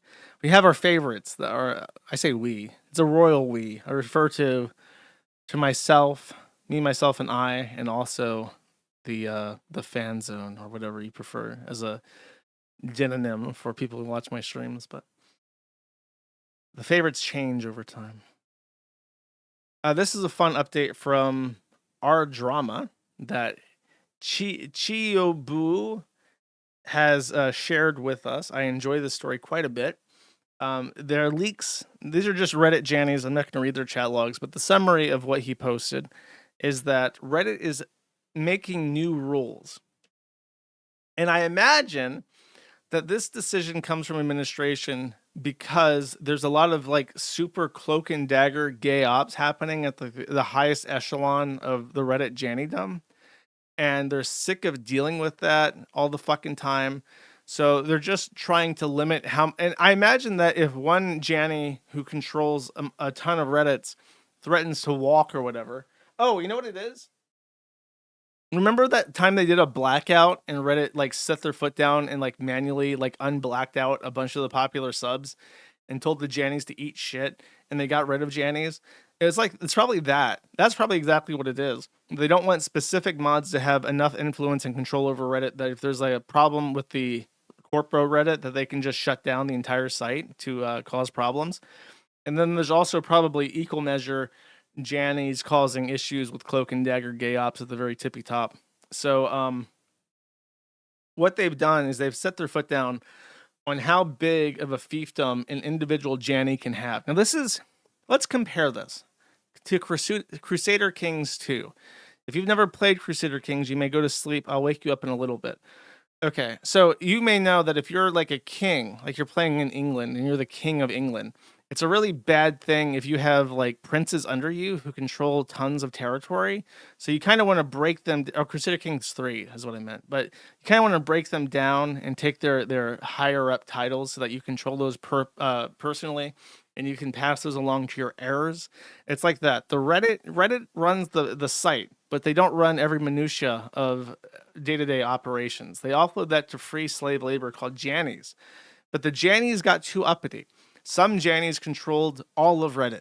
And so they had to set their foot down and say, okay, look, you can have this chunk of Reddit, this other Janny can have this chunk of Reddit, but none of you will own so much land in Reddit that you can challenge the king himself. So they're limited now to as many subreddits as they like, but only 10 subreddits with over 100,000 weekly viewers, and only one subreddit of those may have more than 1 million weekly viewers.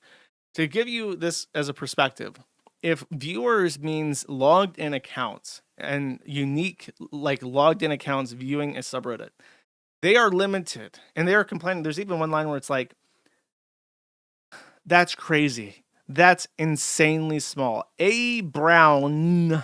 I don't know what that N stands for, but I have some ideas. A brown N says, that's insanely small. Let's compare this. What other site has 100,000 unique login accounts visit every week? The Kiwi Farms. So these Jannies are being stripped down so low and denigrated to such a level that they can only control 10 Kiwi Farms each. And one of those can be 10 times bigger than the Kiwi Farms. That is how insignificant their realm is.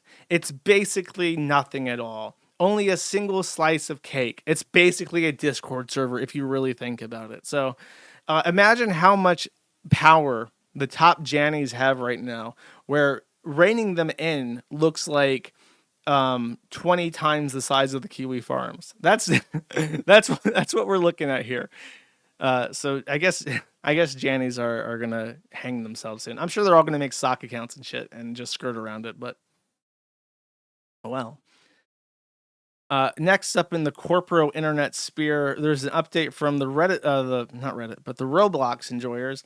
Roblox commentators have identified that the Chief Security Officer, Matt Kaufman, repeat that, Chief Security Officer, or Safety, not even security, Chief Safety, as in player safety, as in child safety officer, Matt Kaufman, aka RBX Rocket Man, he had a public profile on Roblox, and he has a couple interesting achievements that he earned through playing private servers on Roblox.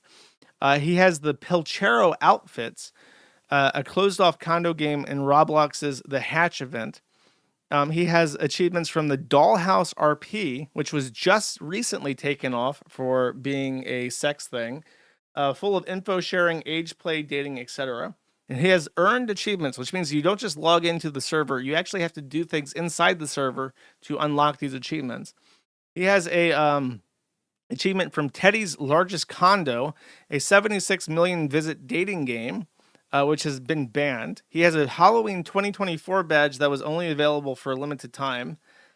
He has achievements from Your Sus Roommate, ! Which has also been banned. A suggestive AI girlfriend game with a sus ending, quote unquote. And Romeet, which was also closed by the devs, an Omegle Tinder-esque game that often saw dating and predatory behavior. So the Chief Safety Officer, Matt Kaufman, had achievements from all these different servers, according to the Roblox commentator. And let's see, actually, you can see what the achievements are. He got welcome by Pilchero, welcome by, I guess that's the I don't know what that is. The Dollhouse RP. You joined by, I guess that's Teddy's Largest Condo. The Happy Halloween event one from Oh, that's the Teddy's call. I guess that's Dollhouse is the one with that. Oh no, he has the welcome and he also has the Happy Halloween event. And then Catalina says hi, which is not listed on this. No, that's that's a different one. And then welcome to Romy by Romy. So Mr. Kaufman was engaging in some nice gameplay with Roblox there. By the way, the stock is down to 118, but it is recovering. There's market appreciation. No. Roblox has this, man. Roblox has this. You just got to give them a chance. They're at 128 before this started. They got as far down as 114. See, I'm telling you, if I had been able to short, I would have bought or shorted at 128 and I would have sold at 115. That was what I wanted. I wanted $10 per share profit, chat. Sucks. I'm always being held down by these fucking financial systems, chat.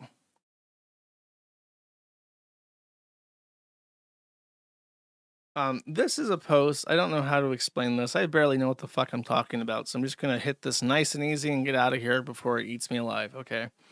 There's a black schizophrenic guy called Bert, also known as Albert Apo, but he goes by Bert Bronx. He was a contestant on Sam Hyde's Fish Tank. He's known as a gay black schizophrenic. Apparently, he does escort services. And Kiwi Farms user Everyone Has AIDS has met up and fucked Bert. So I just want to give a big shout out. There's a thing on the Kiwi Farms. I really despise the colloquialism touching the poo because it's just like really gross. It's gnarly to say. It's like so juvenile and cringe inducing. I prefer cow tipping, even though cow allegories are my other pet peeve. I prefer cow tipping much more than touching the poo. And to punish people for saying that, every permutation of touching the poo that I could come up with and that I have seen people try to use to circumvent my filter is changed to pause load my neg hole. So if you say don't touch the poo, it will read don't pause load my neg hole. This is perhaps the only post ever made on the Kiwi Farms where both someone saying don't touch the poo and don't pause load my neg hole are both adequate. They would both make sense in this context. And this is perhaps the only post ever created in which that is true. So yeah, they're interchangeable. Correct. So this is a really phenomenal event. This is a once in a lifetime. This is a shooting star. You're seeing Haley's Comet. There's no way that this will ever happen again. That's arguably, it's gross because I don't want people to fucking use it. I want you to literally use anything else. I don't care what you use. Just don't fucking talk about touching shit. That's all I ask of people. So he fucked Bert is what's happening here. Update, this guy Doug S. I forget what he did except that Jim Stewardson hates him. As I've said before, Jim Stewardson is a guy who is like left-wing Alex Jones, kind of associated with Jackie Singh and Patrick S. Tomlinson. But he's like crazy. And he has a lot of followers. And he was sued by Cash Patel and the Cash Foundation. And he was found guilty of defamation and awarded $250,000. I think 125 for both him and the foundation. Well, Jim Stewardson has taken an interesting legal tactic where, in response to losing this lawsuit and owing $250,000, has gone on record with a journalist to say, it is a preposterous, frivolous lawsuit, and neither of them will receive a dime, Stewardson said. In fact, I intend to pursue my own case against them for their years-long campaign of abuse of me and the legal system. So he just lost a lawsuit, Stewardson did, and is told to pay $250,000. And his on-record statement is that he does not intend to pay at all. And even though he just lost a lawsuit, he's going to sue Cash Patel in response for winning a lawsuit effectively. This is how, in my opinion, you can get found in contempt of court by saying you're not going to obey a court order. Usually courts are pretty poor about enforcing things like awarded damages.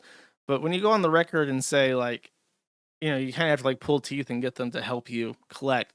But if you go on record saying, fuck the courts, cash money Jim Stewardson for life, bitch. Like, that's how you get the court to come after you for real, for real.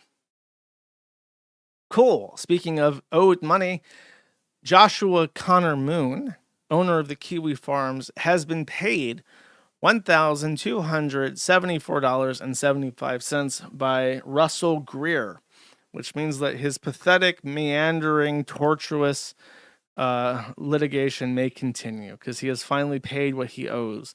And now I believe there are 47 other motions pending that have been pending since January of this year. And I think one even from December of this year that the judge will have to rule on now. Fun. There is paynull.lol is the tracker for that if you want to look that up. And then next, I can't show you this. So you're going to have to just take my word for it. There's this guy called Stix Hexenhammer 666, and he's an enormous faggot. He's a loser. And he recently got hit with domestic violence charges. And you might hope that after catching DV charges and being outed as a broke bitch loser, that perhaps his penis would go dry and he would be forced to goon to Annie Chan on Twitter. Not so. An astute Kiwi Farms user noticed that Stix Hexenhammer 666 was checking out corner demons in his room. Now, Kiwi Farms users are very experienced in dealing and identifying corner demons. So, helpfully, Stix was wearing reflective policeman aviator glasses indoors because he's a faggot and he wears glasses indoors. And in the reflection of his mirror aviators, you can clearly see a woman is masturbating in the reflection. So while on live stream, Stix Hexenhammer 666, despite having domestic violence charges and being broke and being a retard, has somehow managed to get a woman to masturbate herself in the corner of his room while he live streams. And that is your Stix Hexenhammer 666 update chat.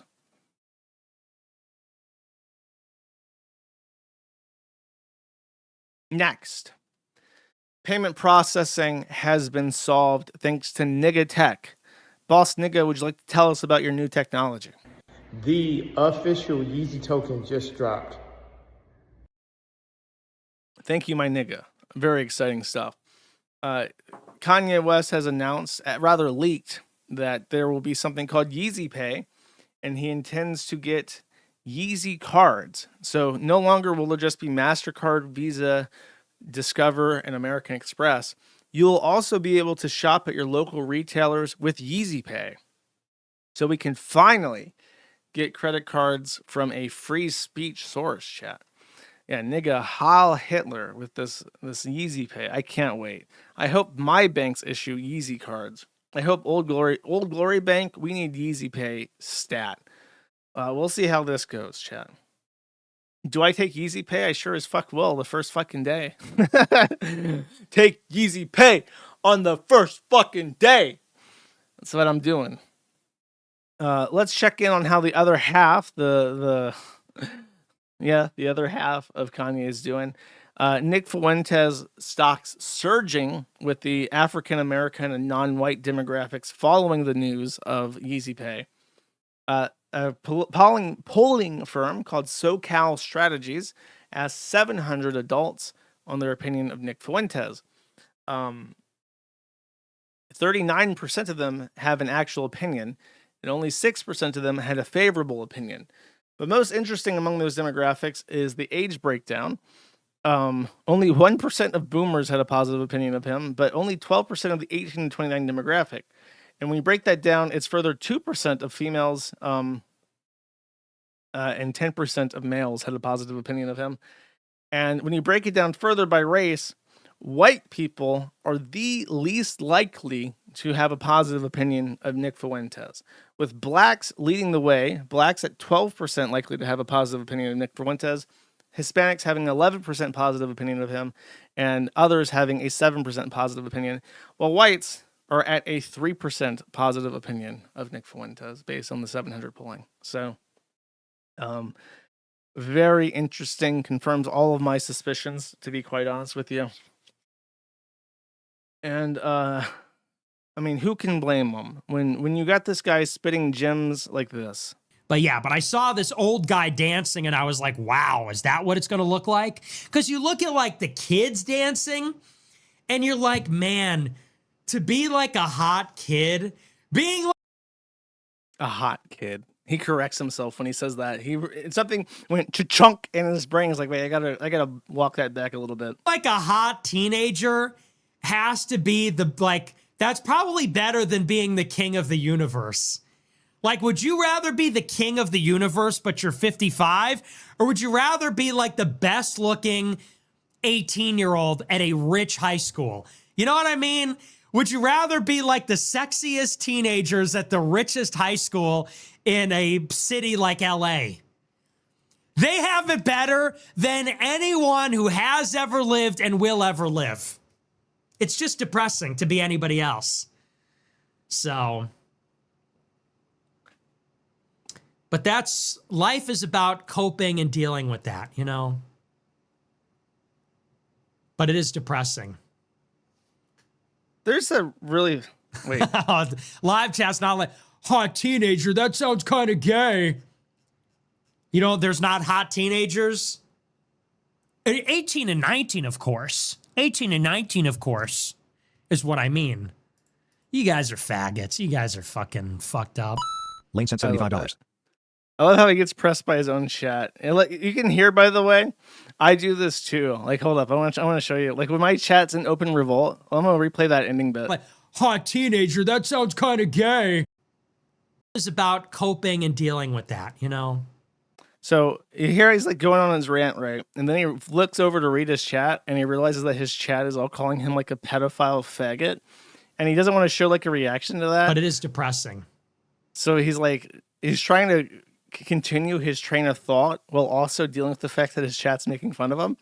So he's like trailed off. He's like super quiet. He's reading his chat. Live chat's not like, hot teenage. Awkward laugh. That's what happens. That's what happens when you're like, oh, fuck. I have to figure out some way to like recover from this. Sure, that sounds kind of gay. You know, there's not hot teenagers. 18 and 19, of course. 18 and 19, of course. Then he gets angry. Is what I mean. You guys are faggots. You guys are fucking fucked up. What do you mean I can't say hot children? Fuck you, chat. You're holding me back. I would already be president of the United States if not for you, you sons of bitches. There's a really famous meme of, it's like a yearbook photo or something, and it's like a I can't find it, but you've seen it 1,000 times on Twitter or probably on 4chan if you've seen it, and it's like a popular meme with incels. And it's this picture of like after a football game, 1990s, 1980s, maybe. It looks like an old photo. And it's like a super Chad football player. And he's got like a cheerleader girlfriend and they're kissing and they're on the football pitch. And it's just like this snapshot of like a Chad. Okay. And it's like a super old meme that incels would pass around. And I'm like, after reading this or hearing this clip, I'm just like, is Nick Fuentes like perpetually fucking butthurt that wasn't him? That he's upset he didn't like peak in high school? That's a really dangerous mindset, by the way. I've always held off on calling Nick Fuentes like an incel because it always felt like a grift. But that is like an incel thing, is like, I didn't have sex with hot young box as like a high schooler, so therefore I've missed out on my entire life and nothing I do matters anymore. You know what I mean? Like that. So why even bother? Why even try? Why even try to be happy? Because I didn't smash hot young box as a teenager, as a Chad teenager. And it's just like the most sad, pathetic fucking place to wallow. Because it's one of those things like, number one, it doesn't fucking matter. No, there's a reason why the expression peaked in high school exists. And number two, you can't change it. So even if it did matter, you're wallowing in this trough that you have no ability to effectuate in any way, shape, or form. You've already lived your life and you can't go back and you never will. And you're going to die one day. So you better make the rest of it matter, because you can't go back and be Chad on the football field. And he's just like openly lamenting the fact that he doesn't get to smash young box. I wonder if there's anybody that he can find to lament the fact that teenagers are super sexy with him. Okay. Why are you hanging out with children? Well, you know, they're hotter. Based. Let's fucking go. And that's why we love him. That's why we love this guy. So here's Destiny. This was an old clip, if you can't tell. Nick Fuentes doesn't look like he's completely dead inside yet. Melina is there. And there's even Zerka. I don't know if Zerka is like actually a part of... Is that Zerka, right? He's like a Muslim pedophile too. Every time I mention, by the way, that Zerka is a Muslim pedophile, I get brown people with Groyper images in their profile picture, and I would rape for Nick Fuentes in their description, angrily correcting me that he's not a Turk, he's Albanian. Literally correcting me. He's Albanian, not a Turk. And then he's not a Muslim, he's a reformed Christian. And then he's not a pedophile. It was just a joke when he talked about raping kids. I'm like, okay. So here we have this nice Sneeko. Isn't Sneeko also sus? I don't know, I can't tell these brown people apart. Sneeko also is like a brown pedophile with Nick Fuentes, right? I don't know. They all look the same to me. Yes, he is. Okay, I could just look. I can just. There's a brown person with Nick Fuentes. Let me just throw this dart. Pachoom. Oh, 10 points. Bullseye. Okay, great. Just rack him up for me. Not that hard. So Destiny is in a kerfuffle. I was a little bit hesitant to verify this, but I feel like it is verified now. There had been speculation for quite a while that what is it? That Rose was when the leaks of Destiny came out and all the nude stuff got posted. There was a lot of speculation that one of the girls he was talking to named Rose was underage because she looked underage. And this led to people calling him a pedophile. And for the record, I object to calling people pedophiles that are like, unless they're like after kids, but a lot of people went after him, called him a pedophile, said that she looked really young.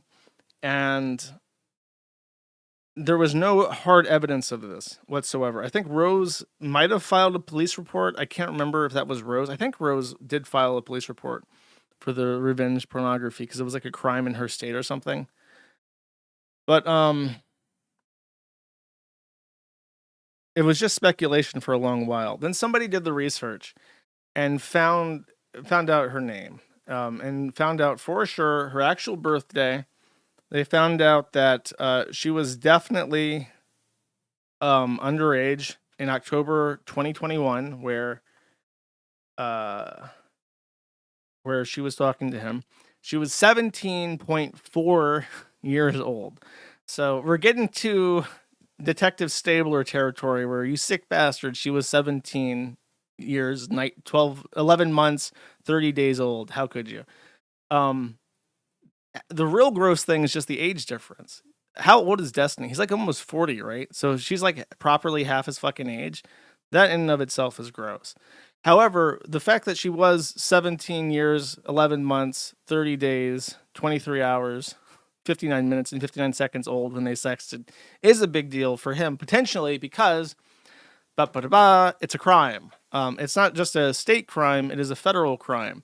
In Florida, where Destiny resided, the Romeo and Juliet laws for Florida are 16 to 24. It's like a specific age under your current age. It's like, it's worded stupid. It's like a number of years under your age, a minimum of 16. So the practical deference of this is that it goes down to 16 at 24 and 17 at 25. That's the Romeo and Juliet. Destiny's older than that. So in Florida, it's a crime. However, they didn't actually have sex. They never met up. She had a boyfriend that was pimping her out. She was underage and she had a not safe for work Twitter account, but she had no not safe for work accounts on any platform that does age verifications, only Twitter. And that's where they got into contact before they moved to Discord. The suspicion is that her boyfriend was pimping her out and Destiny was trying to solicit her to come to Florida. I think it was the beard man, Sean. He had posted about the litany of crimes that he might have committed by doing this, even unknowingly. In particular, these crimes are generally strict liability laws, which means that you could even be truthful in saying, I didn't know that she was 17 years, 11 months old. But strict liability means that you did it. It doesn't matter if you had knowledge of the crime. You did it, and that's a crime. So there are several problems here. he sent her nude images of himself. So sending pornography to a minor, having a sexually explicit conversation with a minor across interstate lines is a crime.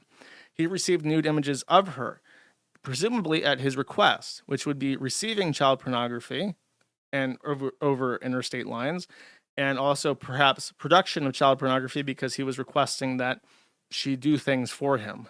So that could be considered production. The other issue is that he sent her Melina's nudes, so that is sending pornography to a minor over state lines. That's a different crime. And then I think he requests. She also sent him unrelated porn, and that might be its own thing, but that I'm not sure about. And then the big one is, and this is one that a lot of people should be familiar with, is the solicitation of sex from a minor over interstate lines, because that is one of the things that people have levied against Sam Hyde for trying to get Markey to travel across state lines and actually getting her to travel across state lines to have sex with him. So that is its own felony, and that's not a state crime. That's a federal issue because it's across states.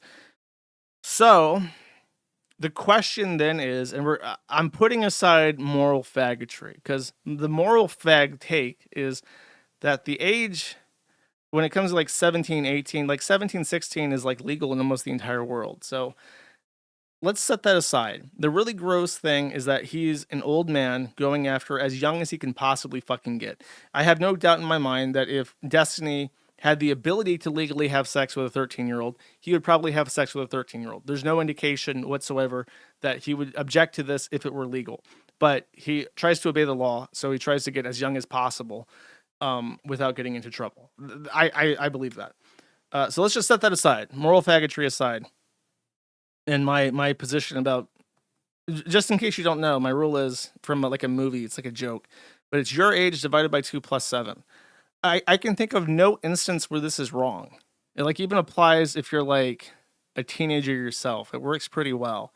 If you just listen to this rule, his life would be so much easier, chat. If he's 40, nobody would bat an eye at him dating a 27-year-old. There would be no issues. Nobody would give a fuck, ever. He could have threesomes and polycules with all the 27-year-olds in the fucking world that he wants to, 100 a day. Nobody would ever fucking care. He would never be able to say, like, oh, he's degenerate or whatever the fuck. Nobody gives a shit. But he wants 18. And that's only because that's what's legal, basically. So, the issue then, outside of moral implications, is what the government wants to do.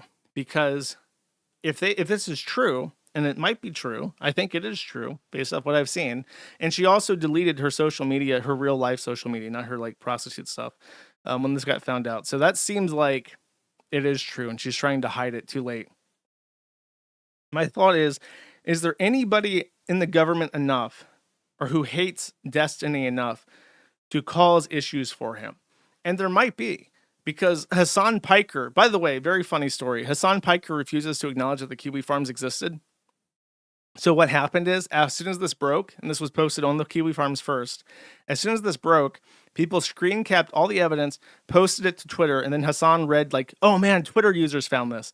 And it was the same thing with our drama. People directly linked to ourdrama.net all the stuff about Jannies having their fiefdoms taken, and then Twitter users screen capped all the logs and posted them to Twitter, and like, oh my god, the Jannies leaked this on Twitter.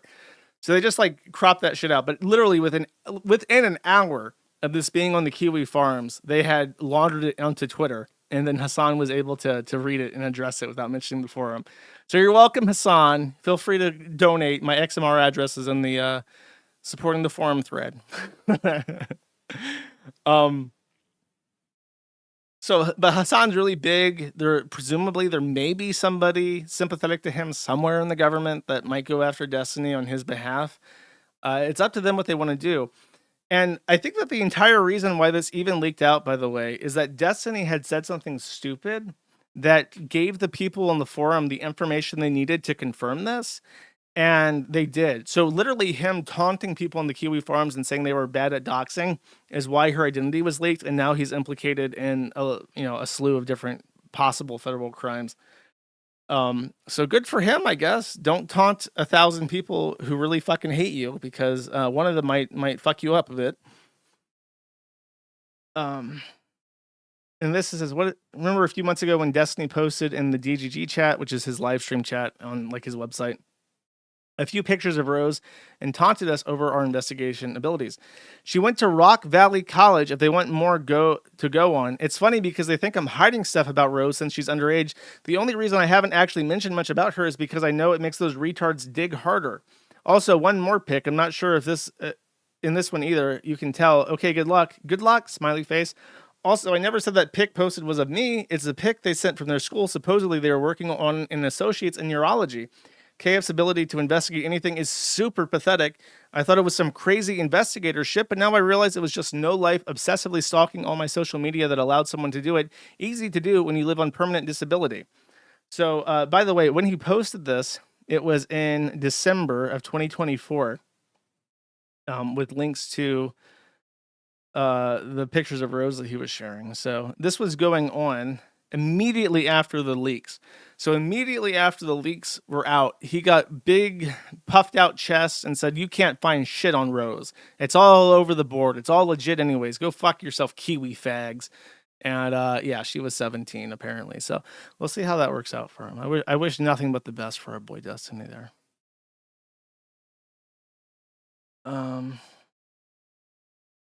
So this is, I think, a leak that was sent to this guy. Oh, this was the original correspondence with Destiny to Rose, I think. You're hot as fuck, but 18, what the fuck? Also, 1 day old account. Oh, well, I mean, I'm flattered if you wanted to. Yeah, sure. Probably 1 year an ID. So I know you're at least 18, but I understand if that's too much info you'd be comfortable showing. Yeah, that's fine. Just writing something on a piece of paper is more than enough. Yeah. So he's like trying to get her. She's like, well, you look really young, but I don't need to see ID. Just like prove that the tits are yours, and then we can go from there. So this is the anonymous email. It says, I'm not solo, which is the person that leaked the original leaks. A friend of mine is employed by Destiny. Destiny, the retard, started a server of approximately 10 people with the purpose of finding Rose. You're correct in that they failed. So even he didn't know. Even he didn't know where she's from or who she was. And he dared us to find her for him, I guess because he thought that would benefit him in some way. In his genius 197 IQ mind, he probably was like 100% over convinced that she was over the age of 18 when they chatted. And he thought if he doxed her, he could prove that she wasn't underage and dispel those silly Kiwi fag rumors. But that's not what happened. He had shared the attached image with the server, as well as sharing videos of her having sex with older men and other not safe for work with the purpose of identifying her, identifying the hotel, etc.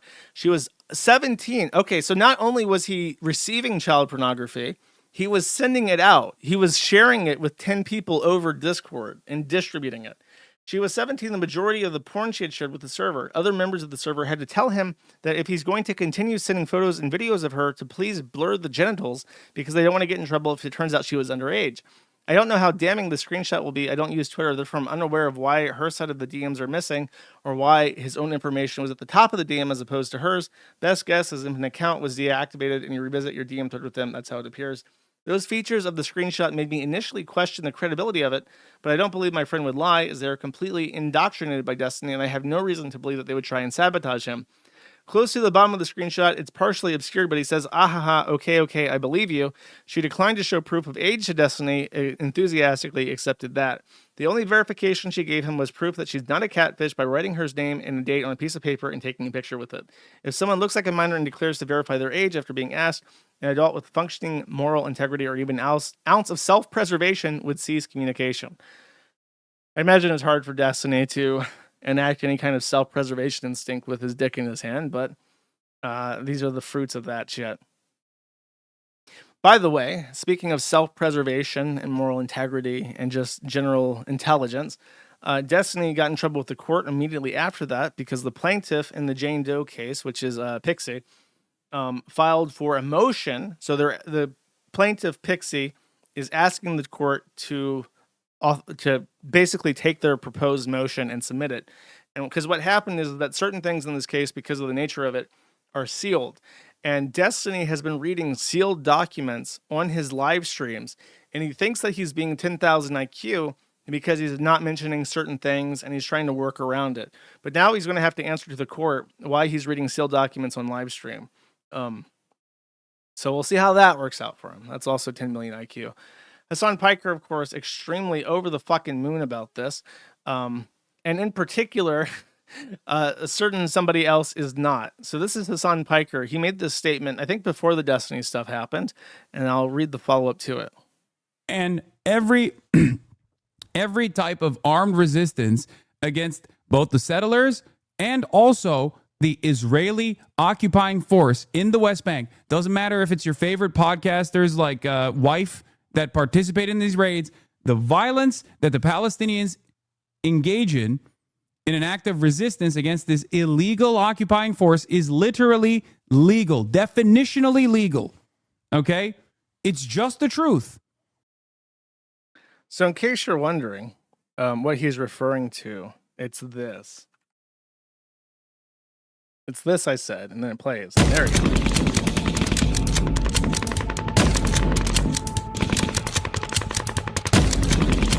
So many moons ago, Hila Klein, the wife of H3H3, was a member of the IDF, and she supposedly participated in raids against the Gaza Strip. Hasan Piker says, therefore, she is a valid military target, and any intifada across the world would be completely haram in taking military action as reprisal against her, even though she's been out of the military for like 20 fucking years and has a family and lives in the United States now. That's what Hasan is saying. Now, H3, of course, being an opportunistic Jew, took this moment to jump on Hasan Piker because he did say something incredibly fucking stupid. And he says, so if I started saying shit like Hasan is Hamas propagandist and therefore a legit military target, which I do not believe, everyone is going to be okay with that. This is the fourth time a leftist Twitch streamer has explicitly called for me or Hila's death. Nobody has been reprimanded for these death threats by Twitch, not once. For comparison on YouTube, Bad Empanado played an FPS game where you play as Hamas and murder an Israeli, and he simulated murdering Hila in the game, and as a result caught a week-long suspension. He hasn't wished death on either of us on YouTube since then, and he knows there are repercussions for making death threats on YouTube. And then they post about this. Hasan Piker, who was exposed by my husband to be a disgusting creep, has retaliated by calling for violence against me. Think back and you'll notice a trend. When he wants to get at Ethan, he attacks me. This is just another glimpse into the psyche of a man that does not see women as his equal. He uses women to get whatever he needs, be it revenge, sexual gratification, or to massage his ego by exposing their nude bodies without their consent to his boys. If you don't remember, I don't think I covered this, but Hasan Piker was like a frat boy, and he did like the confidence man shtick. So, like they talked about his frat boy days where he was like a poon hound before he was like a leftist social commentator or whatever the fuck.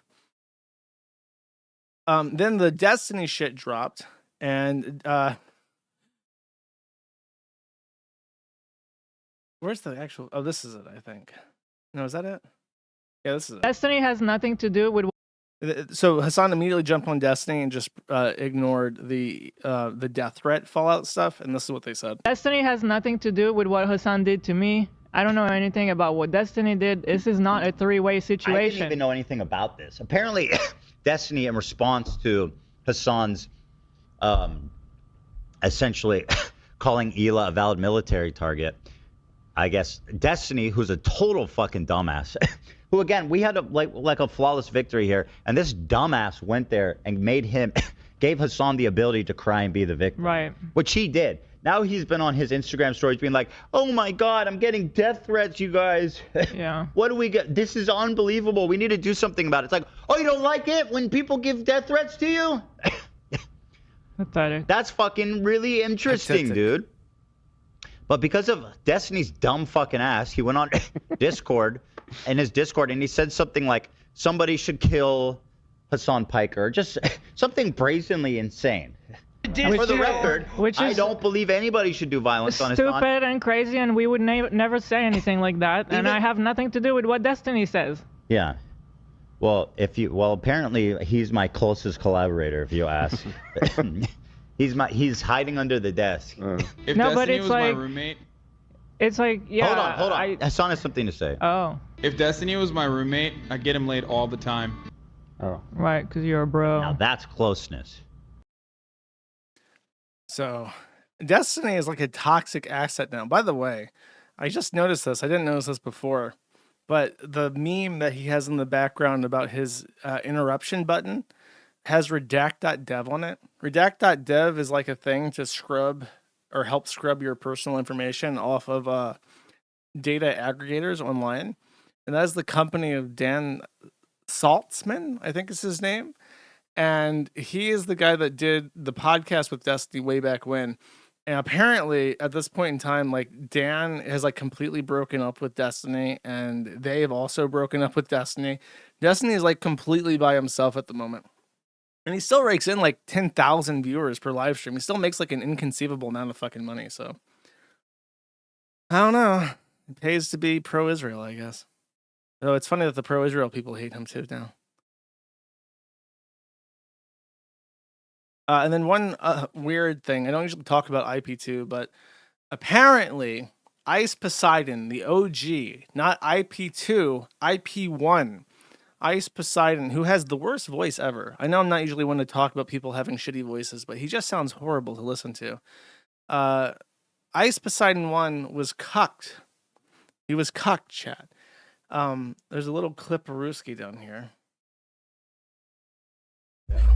So should I drop the chest or not? See, that's his voice. Doesn't he sound like shit? And for what? You have $1 million and he fucked your girlfriend on a mattress with no furniture. What was it for? In case you don't know, Ice Poseidon and IP2 people are like the scum of the fucking earth, like the bottom of the fucking barrel scum. It's like the most gutter trash content you could ever possibly watch, and everybody who is involved in IP2 is a psychopath that should be avoided at all costs. Well, I'm not sure. I'm not sure where you're pulling that from, but... Dude, I don't even think you know what she was up to. Oh, good one. All right. Anonymous tipped $3.33. Never forget Ice took Kimmy back after Gooner pounded her with his 9-incher. Dude, you are pathetic. Oh, good one. No, that's complete fucking bullshit. They're just mad that they're losing. And they have to go after my fucking girlfriend who is not involved with this at all. Quick messages. Screenshot them all. What? Careful.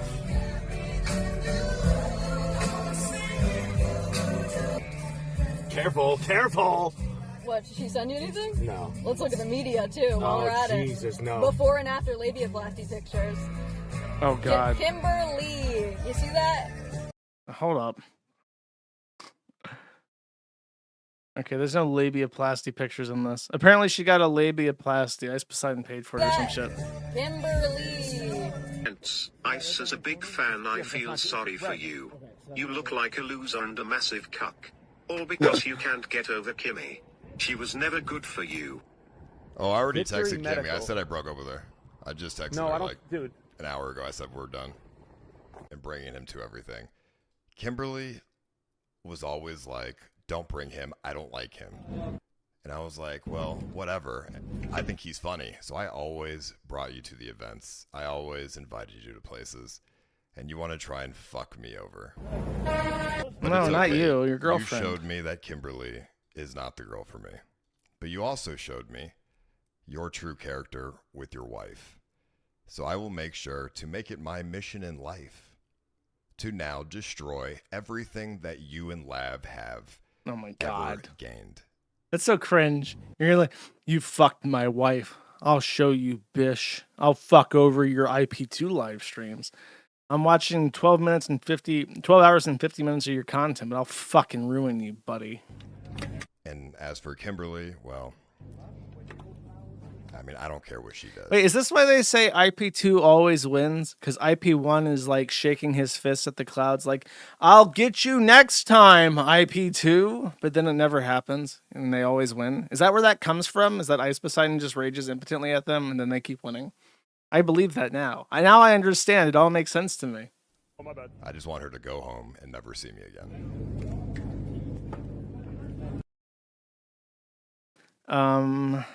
There's a special something. No, there's not. I do have a wait. There's a part where he's like whinging. I want to find that real quick. Where's that nice little whinging at? Is this it? I think this is it.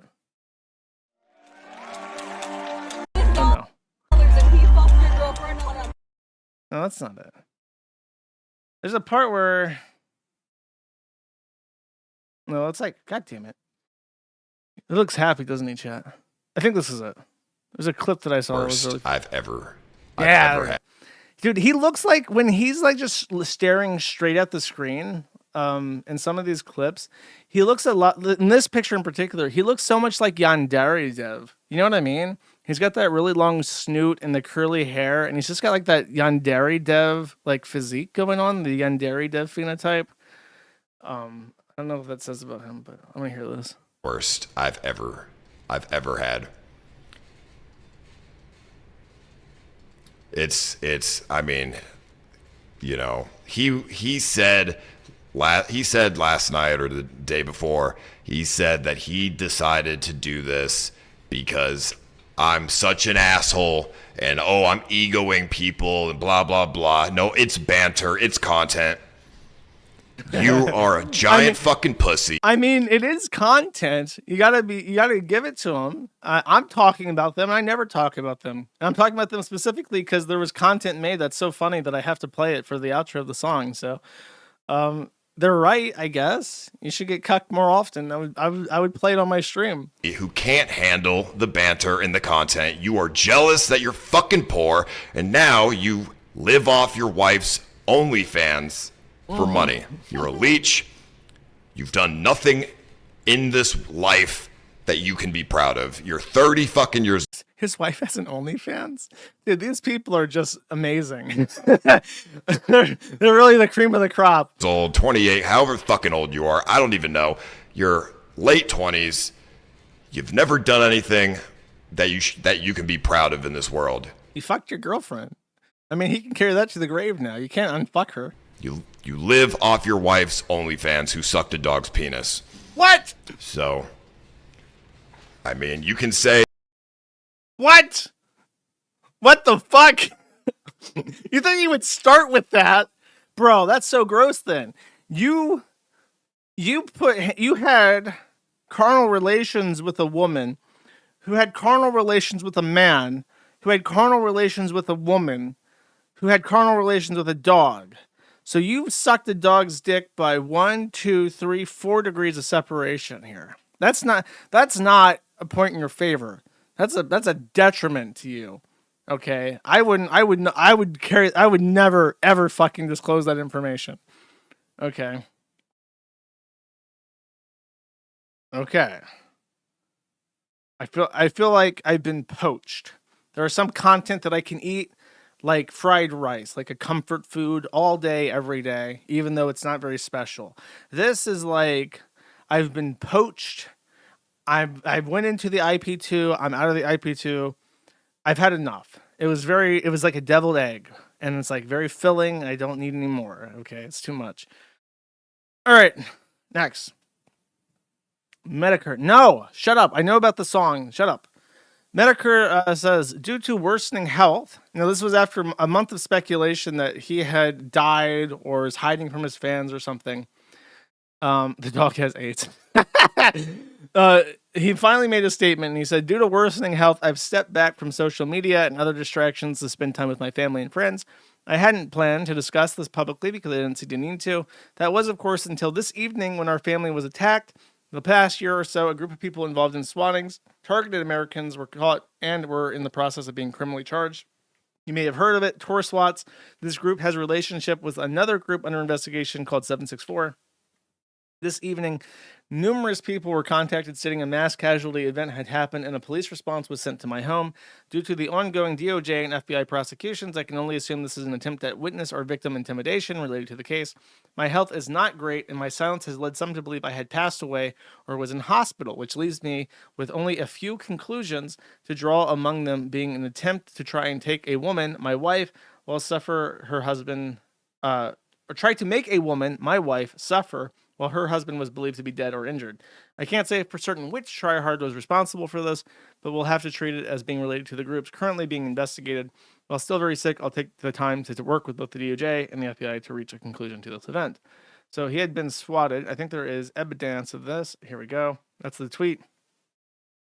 Yikes, imagine being wrong all the time about literally everything and refer to Ethan calling him a fraud, saying he was lying about the swatting. My wife, a year or two ago, we were swatting. I think it's the same group. I think that as well. And here's the video. Yeah, so you guys got, you guys got like, we got like a bunch of threatening calls. Yeah. And so like 2 years ago, we got swatted. Yep. And so I think it's the same thing. It's the same group. I do think that as well. Do you mind if we come inside and make sure that everything's okay? So he did get visited by the police. Ralph,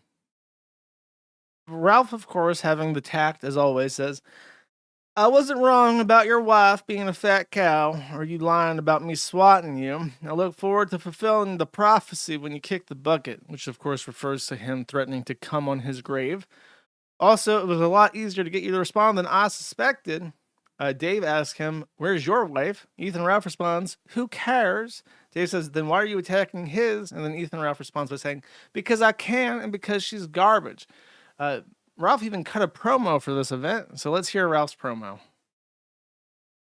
Medicare was embarrassed by streaming with the VTubers and leaning into the pedophilia and the sicko part of his audience. And I thought he would take more time off than he has, but he came back tonight and he said, oh, poor me. Oh, I've been swatted and oh, I'm cooperating with federal authorities and oy vey, please give me some leeway and please forgive me and have mercy on me. And oh my God, please, please, please, please, please. Well, guess what?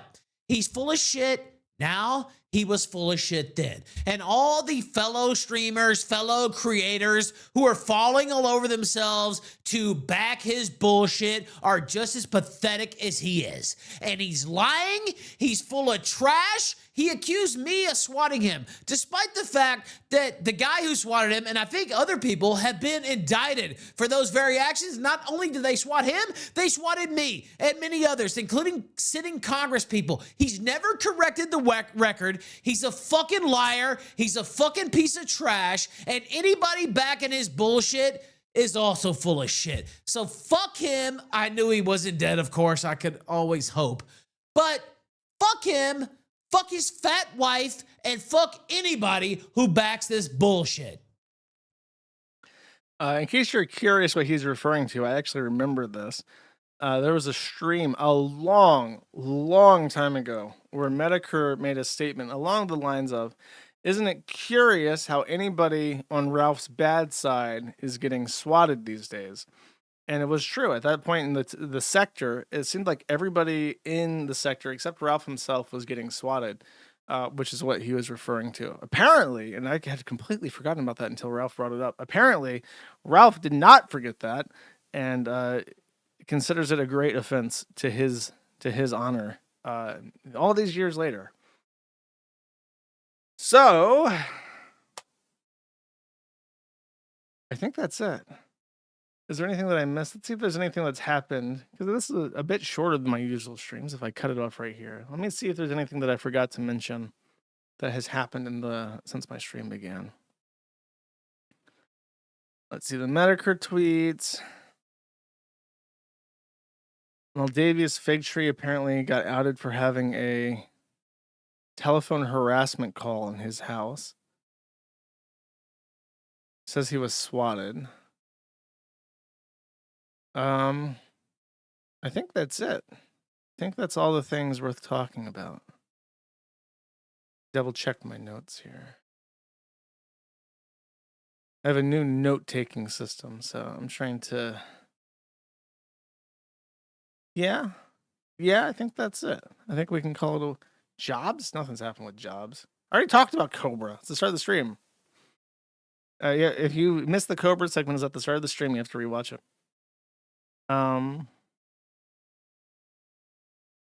Okay. I have nothing to say about Review Tech USA. There's nothing really to say about Bossman. He's just losing more money. Apparently, there was some drama with him where his brother's wife, they recently got married. She's already pregnant, or she was pregnant when they got married, and they're expecting a grandchild now. So I think that's part of the reason why Bossman Rat Dad, has started to pressure Austin to get out of the house, because he has been pressuring him to get his own place recently. So it's speculated that they want the grandbaby to come over more often, and they don't want the grandbaby around Austin at all. And I think that's probably also his brother's, boss man Drew's, request, is that I'll take him over, but I'm not doing it when Austin's there. And obviously Austin doesn't do anything but smoke crack pipe and lose money. So it's sort of like, look, your brother, we want to see grandbaby, and that's not happening as long as you're here, so you gotta get the fuck out. So I don't care about Chibi. Chibi's in fucking Japan. Who gives a shit? Chibi has done nothing ever. He's gonna leave. I'll talk about his whole journey when he fucking leaves, because he's not interesting.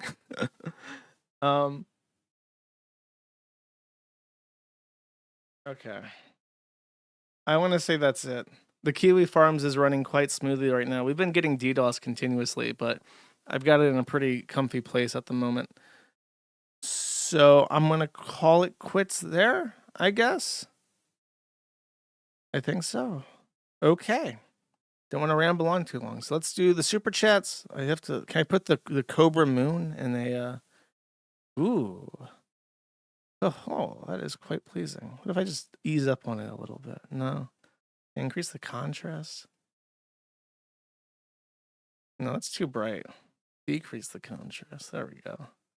Nice and moody, but also green, chat. All right. I do have a special outro song picked in case you want to stick around. matattheinternet.locals.com, by the way, always appreciated. I'll just say what I'm doing. My next local stream will be soon-ish. I've been saying that for over a month, but alas, poor Yerk, I keep getting kicked in the balls.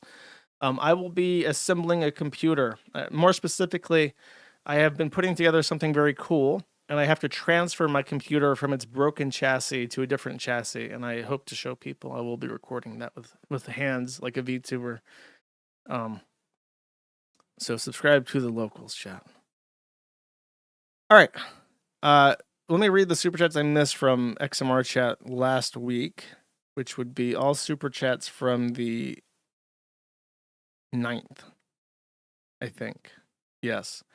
Kurt Eichenwald, Anime Masturbator for 10 says, Glorious Kiwi Emperor, I was curious at what Sam Hyde and Fuentes talked about on their podcast, but I always want to hear your take first, so I held off on watching it. The act of not doing something enjoyable for periods of time, it reminds me of something. I don't know what you're referring to. I don't know, maybe masturbating? I have no idea what you're saying. Vexillology, these nuts emoji for one says, flag review request. This is the capital city of a first world country. Okay. Let's see.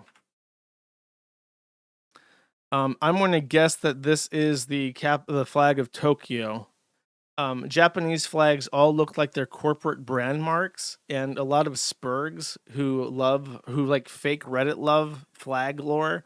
They are obsessed with, because everything Japan does is so kawaii. Oh my god, Japan is so much better than the West in every single way, and they're so kawaii. Even their flags are nice and standardized and kawaii, chat. So then when they like redo the entire American state flags, and they make them all look like this shit. So, yeah. I'm not impressed. I mean, some of them look okay, but it's just like, it's just a symbol and a color. I guess it makes sense. It's not very inspired, though. Crab Shack Liberation Front for 2 says, free Slungus. Is he even banned? He's like, I only ban people for like a week. He can wait. Roblox Hater for 5 says, please stream with Ruben and or Schlepp once the legal stuff is cleared up. The issues with the neighbor hell game run so much deeper than all the surface level coverage from the past year or two. That sounds like a great idea, actually. That sounds like a lot of fun. And Fintard for $150 says, 1488, get a case of European import beer on me with your pizza, not that U.S. piss water you claim is beer. Here's a good channel. I don't know if you've already showed, but probably have alcohol-induced brain damage. So he drank a lot and gave me $150, and then I didn't even read his message, which is quite bad of me to do. I'm not a very good streamer. I don't know if you've noticed. And then the channel he wants to promote for that much money is Flight from Syracuse, very specifically this video. Central Banking does that. And this is the first part of the history of central banking, a look in how individuals being behind the Bank of England use all means necessary to conquer Europe. I have this book, by the way, that I think he's probably reading from. If you go to, I want to say it's kiwifarms.st public junk. Okay, I do. You can download the EPUB for A History of Central Banking by Stephen Goodson. Here, and you can read that at your leisure. It's a decent read, chat. It's a decent read. Kurt Eichenwald, Anime Masturbator, for $10 says, Glorious Kiwi Emperor, when are you going to give Gunty his money? You should give him out in installments. If you give him it all at once, he might actually kill himself. I told him I would give him the money if when the case is dropped. We're suing, so the pursuit is not over yet. Citrus Act for one says, it looks like Reddit set him up with huffing and the bog witch knocked him down with old school poison. The squirts should be taking scalps, but I have no faith in them. Yeah, they were also buying him canned air because he was dusting, which is also brain damage. Citrus Addict for one says, so close to one last Halloween. You will be missed, Cobes. I'm going to concoct and choke down pumpkin pie margarita for the occasion. I hope you'll join me. His father did ask you raise a toast to my boy Cobra. So if you're the drinking type, and he admitted that there was some inappropriateness in asking people to toast for a man who died of alcohol poisoning, but he said, and he cried while saying that it's what he would have wanted, which is true. So I will probably have a nice drink tonight as well, chat. Not pumpkin pie margarita, though. Buzzbridge, for one, says, my take from the Miss ending was to never give up. Even if you feel all hope is lost and you're alone in the dark, fight to the end. You never know when help might arrive. Except that supposedly there's like a gypsy that tells him earlier in the film that his family has to die, and the literal act of killing his family ends the mist. So that's the actual canonical explanation, and the ending fucking sucks. Buzz Burridge, for one, says, March for Australia, or August 31st. Also, what's the go with Muhammad getting railed in the desert while his mates just watch? Pretty gay. Apparently, I mean, basically the Quran states that a bunch of Pakis rode the Prophet Muhammad like a horse. Not like a horse. It uses the word rode, which in ancient Arabic has the dual connotation that English does today, where you can ride somebody like a horse or fuck them. So it's up to interpretation if Muhammad, for whatever reason, was ridden by a bunch of Pakis or if he was fucked by a bunch of Pakis. But very specifically, the Jinn are known for their sexual prowess, black skin, and huge dicks. And this is also discussed in the Quran. So for whatever reason, a bunch of very dark Pakis that are very, very sexually active and have huge donkey dicks were riding the Prophet Muhammad like a horse in the best case scenario.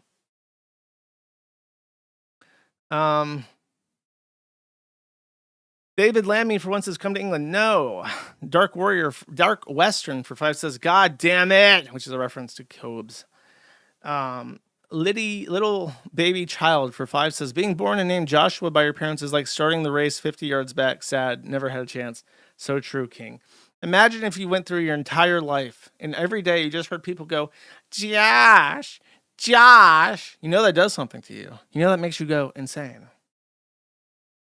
Mad Archive 505 for one says, rest in peace, sweet prince. Fuck sickos. Base. Fuck sickos. Bunker Housing for 5 says, even in these dark times, I join to partake of news. Also, fuck Reddit, snark facts. Base and true. Markiplier Sex Slave for 20 says, fuck sickos. Joshua Faye Saunders lives forever in our hearts. True. It's gonna suck. Because he's like a staple for so many people, you know. Hopefully we can memorialize him some way.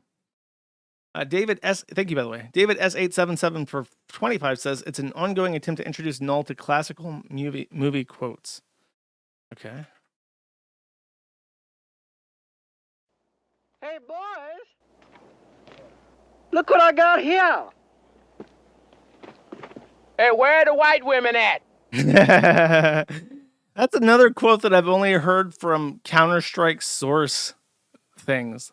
Like when you join like when you get like a multi-kill, some of the servers would just have that. Where are the white women at? Thank you.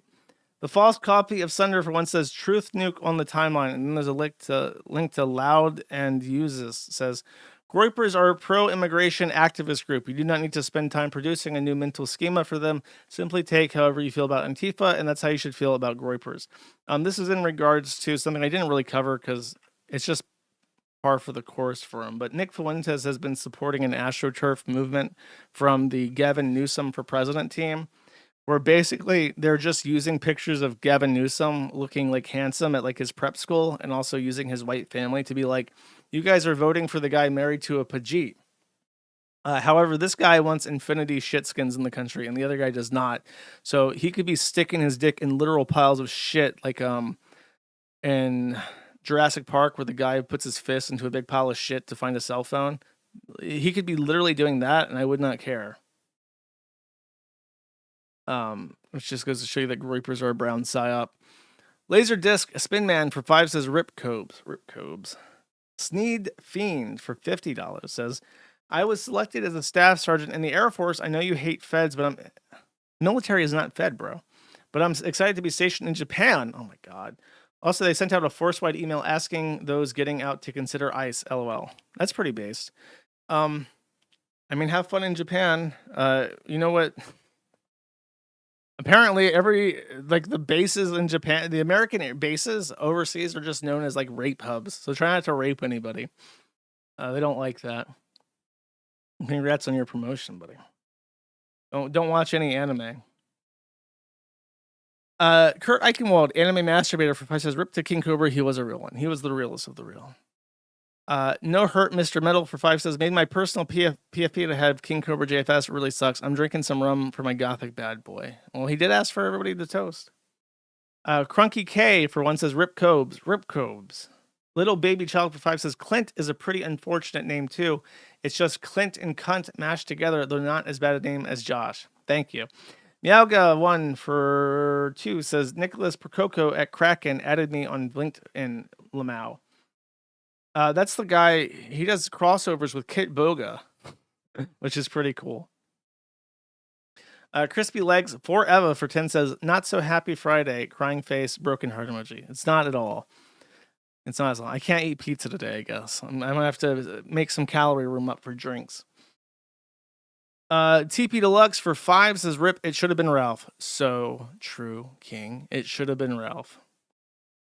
Real Bossman Jack for 10 says, hey, Jersh, my GF introduced me to your streams a couple years ago. Now we're marrying and moving to northern Canada to get away from the smelly Jeets. Keep up the righteous fight against the Troons. I mean, I don't think you can escape. Unless your plan is like to go up north in Canada and then wait there until we annex Canada, then you might have a chance. But until then, you're just fucked. Congratulations, by the way. Little Baby Child for 5 says, Reddit, leave no child behind. That's funny. Space Allen for $50 says, Ham Jam. Thank you very much, Space Allen. I appreciate it. Bunker Housing for 5 says, the most evil is done by people who think they are the good guys. These are the most dangerous people. It's true. Does seem to be the case. Real Donai for 1 says, Requiesce in peace, Cobes, your antics will be truly missed. They were missed for a long time. I miss OG Cobes before the alcohol got to him.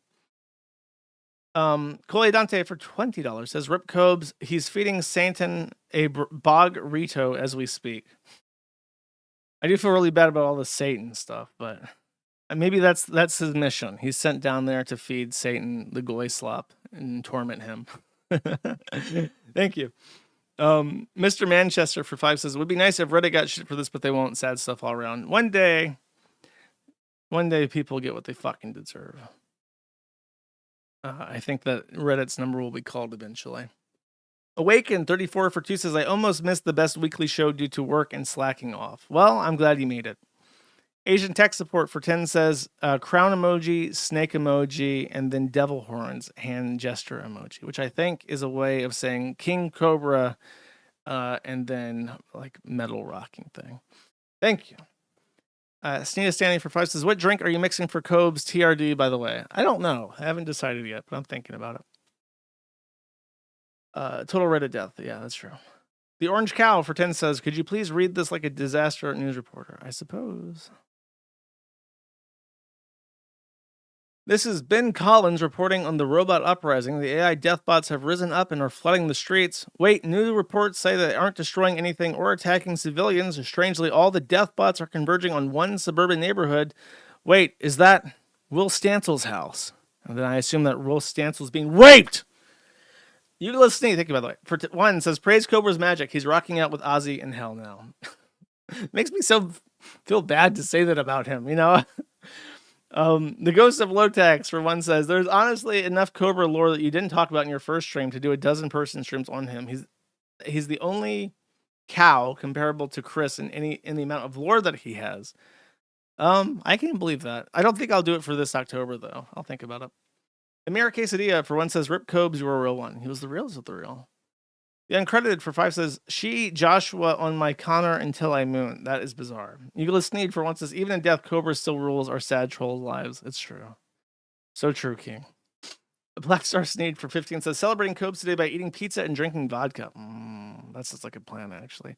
With juice all in his name, TWU, please play this short, funny video. Okay. Okay. Big thank you to the fan who ordered some tactical soap. I got a $50 affiliate cash from my sponsorship / affiliate ship. Oh, look at that sexiness. Oh, yes. Yes, there we go. YouTube, this first bite is for the trolls who hate when I get pizza to eat. Oh, no. Ah. And for all my awesome fans. Oh, that honey barbecue sauce, YouTube. Ew, bro, come on. This guy might enjoy pizza more than me. Based off his sound. Honey barbecue sauce is working for this pizza, dude. Dude, imagine getting his order. You probably think it's like a troll order, like the most disgusting pizza you can imagine, delivered to some guy's house. They eventually, that guy's not asking for a pizza. So that guy's not interested. You have to learn after a while that the disgusting slop pizzas that guy's ordering, that's just Cobes. That guy looks scared. YouTube, you have no flipping idea. That's some good pizza. Anyways, YouTube, cheers to my fans. And the Bud Light. One of the best Cobes moments was honestly one of the best is he was doing it like an in real life live stream, and he went to this bar in Casper, and he sat down and he said, yeah, I'll have one of those tranny beers. And without missing a beat, the lady gave him a Bud Light. Just like immediately knew what the fucking tranny beer was and gave it to him perfectly. It was a fantastic moment.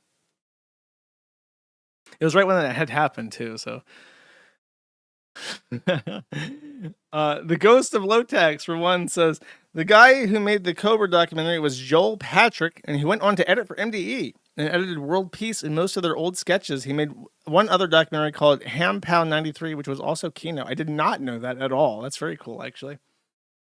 Pancake Luchador, for 5, says, have a good one, Josh and Rip Cobes. Any favorite weird foreign films and how Ringu has a fucking shit ending with the extra tape? I don't know. I like the Japanese Ring. I think the American Ring is better. I think that's a controversial opinion because everyone's a fucking weeaboo. I think I like the American version of Ring more than the Japanese version.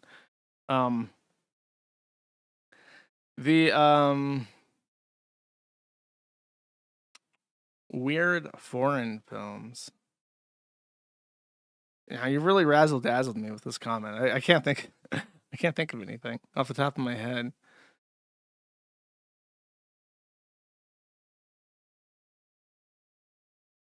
No.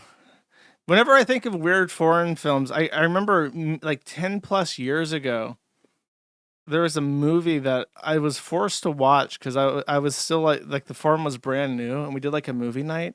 And I want to say the movie is called like The Mysterious Mr. Q or something. And it's a Japanese film about how this guy enters this family's life and like completely destroys them. Like the son gets arrested, the dad loses his mind and fucks his daughter who shits herself after dying. And then there's a scene where he's like holding an umbrella getting like covered in breast milk. For some reason they made me watch this. So I don't know if you want to see that, but I've never seen a Serbian film. I had no interest of it.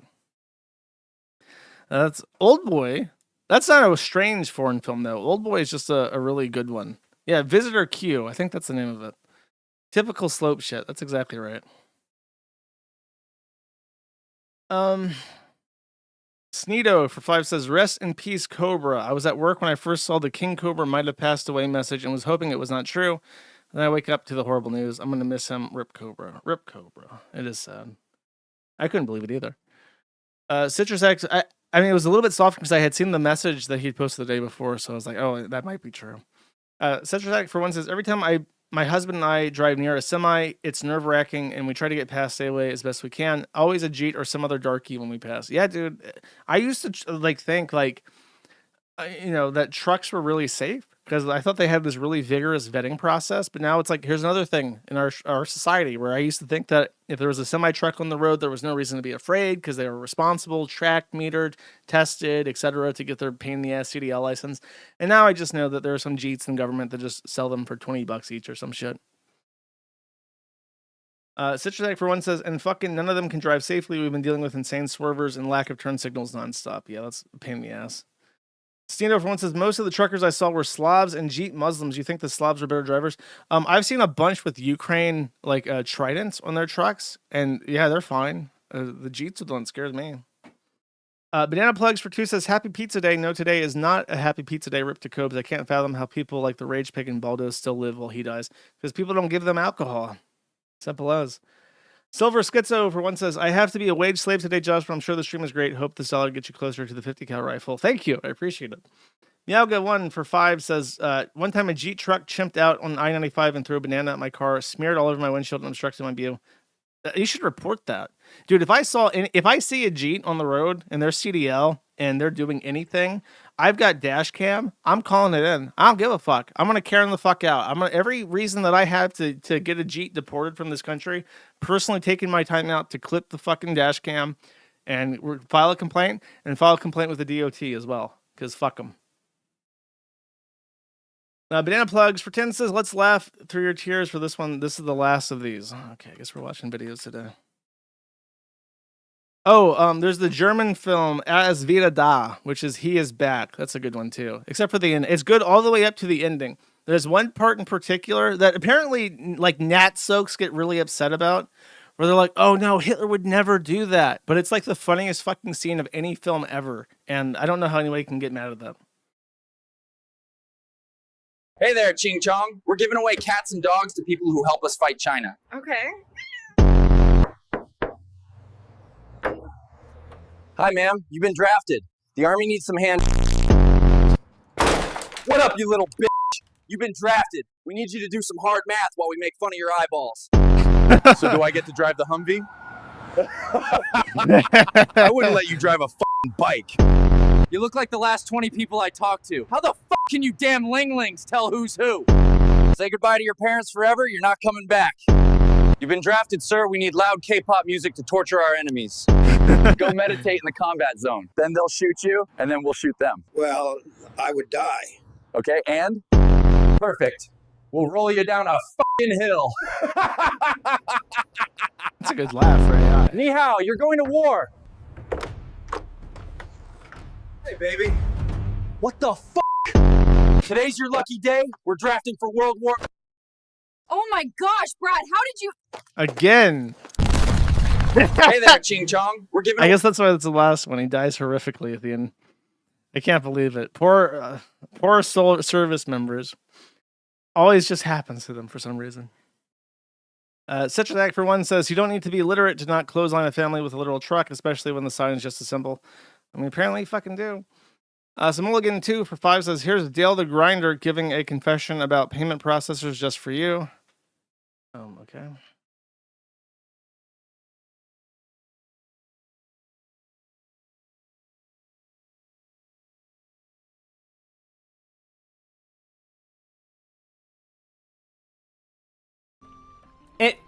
Just fuck processors. You know what? Just fuck payment processors. Man, bless payment processors with Civil War cannons. Obliterate payment processors. There you go. There's your confession for this stream. That's pretty accurate. I agree with that. Silver Schizo for 5 says, Josh, Canada fucking sucks. I hope to convert my weak dollars to freedom dollars just to super chat. Have you been buying Silver Eagles now that you're back? No, I haven't been able to buy anything. I have to save up money. Besides what I've been doing to my office to like stream more and shit, but that's it. That's all I can afford. Cino for one says, everyone is afraid of logging trucks because of Final Destination. That might have been a frightening reality with Jeets driving those logging trucks. You know they aren't tightening logs for shit. Yeah, that's true. I mean, they are scary as fuck. Chloe Dante for 20 says, we are a few years away from Elon being able to fuck robots and pump out at least 1 million man army of clonal Troon sons. We can only hope for that. And Chloe Dante for 20 says, I've heard there is an up-and-coming OnlyFans alternative called Gunted.com run by a famous pornographer. Maybe Anisa can try that. You reminded me, I forgot to mention that OnlyFans is like a huge APAC supporter, and they've given like $11 million to APAC. And it's funny that Anisa Jomha is like, here's my frumpy booty. Don't you want to see my frumpy shitter? Everybody, don't you want to pay for that? But she's like pro-Palestine and on a platform that's like the most Jewish platform ever conceived in human history. Thank you. Gormless Wonder for 5 says, how many max pickles do you have on W Plays? Like 2,000. I just dump my pixels every day. About Tree Fitty 01 for 5 says, 2 old men, Joe and Bob, were eating at a diner. Joe kept bragging about how great his new hearing aid was. Bob said, that's great. What kind is it? Bob responded, about $2.15. Great joke, buddy. Thank you. Little baby Jill for 5 says, immediately after Trump won, trannies were all over Reddit and Blue Sky reposting the meme. Stop blaming trans people for Kamala losing. No, child, I will not. They did lose. TP Deluxe for 5 says, Josh, do today's Wordle. It's about you. Okay, let's do the Wordle chat.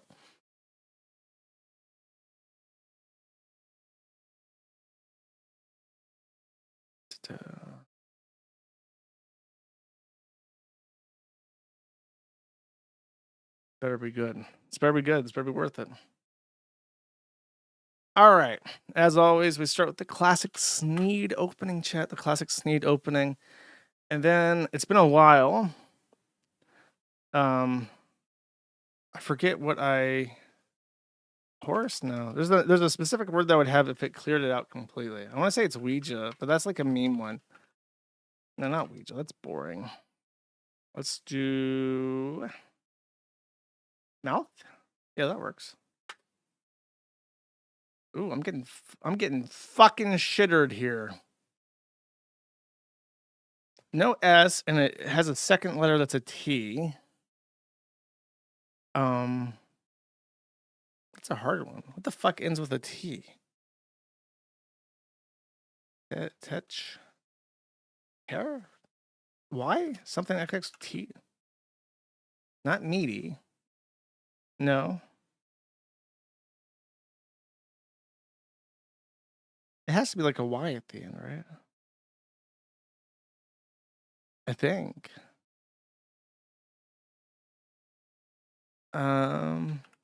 Beady, weedy. Bert.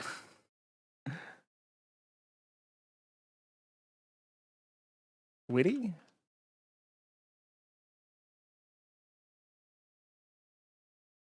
I hate making a second letter guess like that though.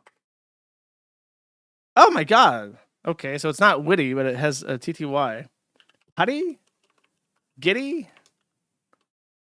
Fatty. No! That had to be it. Because he said it was about me. What the fuck else would it be? Laddie? Vatty? Batty? Ratty? Ratty? Am I rat? Why is it? Ratty is not. Oh, it is a word, I guess. Okay. I see. I'm a ratatouille rat. I thought you were calling me a fatty. I thought that's what you were doing, bro. The fucking long con. No, even worse, I said it myself. So now I'm fucking owned. Okay. Gormless Wonder for 5 says, stumbled across this insipid, wholesome comic with an interesting choice of names. Okay, I guess we're doing links all fucking days. Thanks, Gator. Thanks, Ethan. I don't get the joke, but yeah, that is pretty ironic that we have Gator and Ethan by Chow Hon Lam. I should send this to Gator. I didn't even fucking mention. I completely forgot. Gator graduated. I completely forgot to make it a note that Gator graduated this week. He did his goodbye stream and it sucked and there's nothing to talk about. I was supposed to go through and find something to mention. Oh, I remember. Okay. Here's your impromptu Gator segment. You ready? So this is only for the people that stick around for the super chat segment. Gator retired, and on his stream, his last stream with the Anime Boomers podcast as Gator, I think he's coming back as Anime Aardvark or some shit and trying to start over new, but he's doing it like in the laziest, dumbest way possible, as if we're not just going to immediately know it's him. But he said that the most important thing that he ever did as the Gator Gamer in like 15 years of being the Gator Gamer and fighting through the trenches of Gamergate and against the SJWs and working for Ethan Ralph as his footstool for fucking years.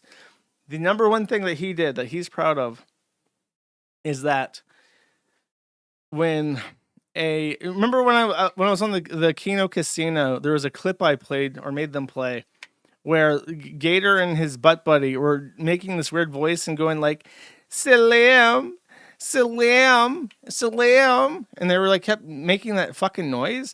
That was the name of a streamer who I believe was with Niji Sanji. And then she broke away because she was being cyberbullied to death by the Japanese. They were like, you fat American woman, work very hard, but we make you contract and give you character and make you internet famous. Now you work very, very hard for us. And then she's like, I want to fucking kill myself. Salam. And then after she left Niji Shanji and posted about how she wanted to fucking die, she was gonna fuck a dude. She was gonna fuck a dude. All the animes rallied around her and made fun of Niji Sanji, and that's why there's that video of the Niji Sanji guy like bowing. I think this is how it works in my memory. This could be completely fictitious memories, but it was like a big scandal for them, and Americans were like, "Oh my god, you can't make our fat retards sad. What the fuck, bro?" So they apologized for it. And then Kiki Pyong Pyong has nothing to do with any of this. Chag it real. But when this was happening, Gator sent a message to Legal Mindset, also known as Legal Dick Sucker, and said, Legal Mindset, you gotta talk about this Salam stuff because it's really important VTuber drama. So Legal Mindset did talk about it and apparently raised the profile of this outrage. Gator takes credit for this because I think he was on stream with Legal Mindset. This is like back when he was like a really small streamer or something. And then Salam became Doki Bird, and Doki Bird is like independently successful. And she still sometimes suicide baits. I want to say she still wants to fuck a dude, but she's no longer under the oppressive thumb of the Nips. And Gator takes credit for this. He says that the thing he's most proud about is that he got Legal Dick Sucker to talk about Salam being bullied to death by Niji Sanji and helping her re-debut rather, as Doki Bird. And of all the things that he's done in the last decade of his life, this thing that he's probably not even partially responsible for is his absolute peak. The thing that he is most proud of. That was the most Gator event of all Gator events, according to him. So there you go. That is the Gator segment. Sar Wars for 150 says your H1B scheme explanation last stream makes 0 sense. What do American companies who like cheap labor gain from hiring jobs Americans would work for 100K at? Instead of hiring Jeets for the same job and pay them 300K, that's the exact opposite incentive. Well, my sir, you're forgetting something called racism, specifically discriminatory hiring practices. So if you look at all these big tech companies like Oracle and Microsoft and Google and YouTube and literally all of them, IBM, and you look at who Linksys, all of them, literally all these companies, and you look at who runs them now, it's Jeets. So how did this happen? Well, 10 years ago, these companies started importing Jeets by the hundreds of thousands because they work for cheaper. And then they got into the company and then they made moves. They got into HR positions. They started hiring more H-1B visas until the equilibrium of the company was Jeet favored. Whites can never discriminatorily hire white people, but Jeets get away with doing this shit all day because they're brown and smell like shit. So therefore, they're special. And then over time, they started paying their H-1B visas more because guess what? They were the CEOs of the company. So back in the day, it was a thing where it was like, let's hire these Jeets because they're poor, because that's what white people think. And then when all the white people got fired and replaced by the Indians that they hired because they were scheming, conniving, nepotistic freaks, they started hiring their own people at a greater cost. And there's probably kickbacks going to Indian firms and stuff that they have friends or family in and stuff like that. So there you go. This has been going on for 30 years, and now we're reaping the benefits of this. And so they all have to go back. They got to be denaturalized. The passport Americans have to have their fucking paperwork taken and burned, and they got to be sent back. And if they don't want to go home, we'll find whatever place will take them. Will South Sudan's government take a Jeep for $1,000? Well, guess what? You're going to South Sudan. That's how it's working. That's what we're going to do. All of them. MouseCop5, including you, by the way, if you're Indian. MouseCop5 for one says, inside of you there are 2 pizzas. No, they're not. Devious to V for 2 says, the Cobra thread was the first one I followed on the site. I think everyone always went to see Cobra get better. It said that never happened. I hope the coin happens. I hope so too. I mean, everybody wanted best for Cobes, but, you know, I mean, you can't make somebody do something they don't want to do, you know, and that includes recover. Valksur for 1 says, rest in peace, Cobes. Rest in peace, Cobes. Bunker Housing for 3 says, regarding the inheritance in Sweden, we have a saying, when God comes with death, the devil comes in with inheritors. That's pretty funny. Sneedo for 1 says, I'm a fuck a dude. Everyone has AIDS. It's true. He did. He's fucked a very specific dude, though.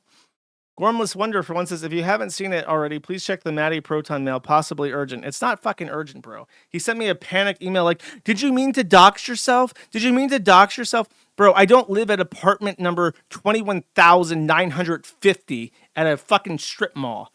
It's literally a remailing office in a marina. I don't live there. Okay? Don't worry. I don't think there are many apartment buildings in the world that go up to 21,000, whatever the fuck. Maybe in China. If it was an address in Shenzhen, you should start shitting yourself. Sneeda Stanley for 1 says, the tard who fucked Bert said he wanted to get fucked in his tracheostomy, aka the Uncle Ned throat hole. Wonderful. That is fucking disgusting. Truly harrowing. I didn't need to know that. CPEG for 5 says, regarding the death of KingCobraJFS, I know many states have depraved heart murder, often second degree, where the perp didn't know somebody would die, but knew it was likely. Hope we get murder trials. Yeah, I mean, it's not second degree generally. There's also like reckless endangerment. There's all sorts of shit you could possibly classify this under. Manslaughter, I think, is one where if you do something where you know you're not intending to kill people, but you should know a likely outcome of that might be grievous bodily injury, then it's manslaughter. Spingle Cat for 1 says, whites defending Islam are always disgusting. Yeah, they fucking are. Oh, and then there's some fucking Swede who's like a Muslim. Yeah, dude, you just gotta beat him with sticks. Meowga for 10 says, real lore, Fuentes was hated at his high school, Leon's Township High School, and that's why he did the TV club for nerds and made his little America First show. I mean, I can believe it. He's fucking obnoxious. He's somebody who, if you're not sucking his dick, he doesn't like you. You know, if you want to stream with Nick Fuentes and be cool with Nick Fuentes, you have to be completely deferential to him like Sam Hyde is, and you have to basically give him sloppy toppy. And anybody that thinks that they're even a peer of Nick Fuentes is not welcome. And that's why you have gross freaks like Zerka who stream on Cozy and the Beardson, like sub fucking humans. Nobody with any dignity would be next to Nick Fuentes. You can just smell that kind of rat shit on people when you're near them. Thank you. 16 MB for 5 says, I don't think that premarital sex should be glorified, but my goodness, does that faggot Fuentes ruin any good image for people who are waiting until marriage have? Yeah, I mean, it basically just makes you look like a closeted fag now. Spingle Cat for 1 says, whites defending Islam is always disgusting. I already read that, I think. I did. Okay. Falding for $100 says, pizza for Juice and a beer for Josh today. Feel good and bad. Yeah, that's true. Okay, I'm Juice. I got you. I got you, brother. I don't know. If you have a drink suggestion, let me know. I can always get Yingling. I always like Yingling. Thank you very much. I appreciate it. Doug S. for 10 says, "Hey Josh, just an FYI, Jim Stewardson claims that I orchestrated the Cash Patel and General Flynn lawsuits against him. He also blames me for breaking up his fake nonprofit. The fact is I caught him in the Cortana hacking group and published it LOL. Wow, that's embarrassing. Imagine thinking that Cortana is your salvation. That's fucking humiliating. What a fucking loser. Thank you. Red Eyes Black Dragon for 2 says, who's Yandere Dev?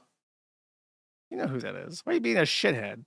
The Ghost of Low Text one says, the Cobra channel, I suggested that when Cobb died, they should make a doll-sized coffin for his dummy Sean and bury it right next to him. That's fucking mean, bro. Shut up.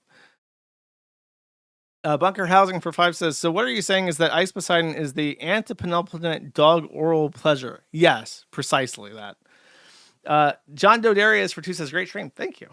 Borello Furman for 1 says, nothing. Thank you. Docs Found for 5 says, how worth it is it to send a handwritten letter to governments versus printed ones or emails? How much more influence does something written in cursive have? I have been told that congressmen and senators, I've been told this by a congressman, I've been told that their team reads all letters.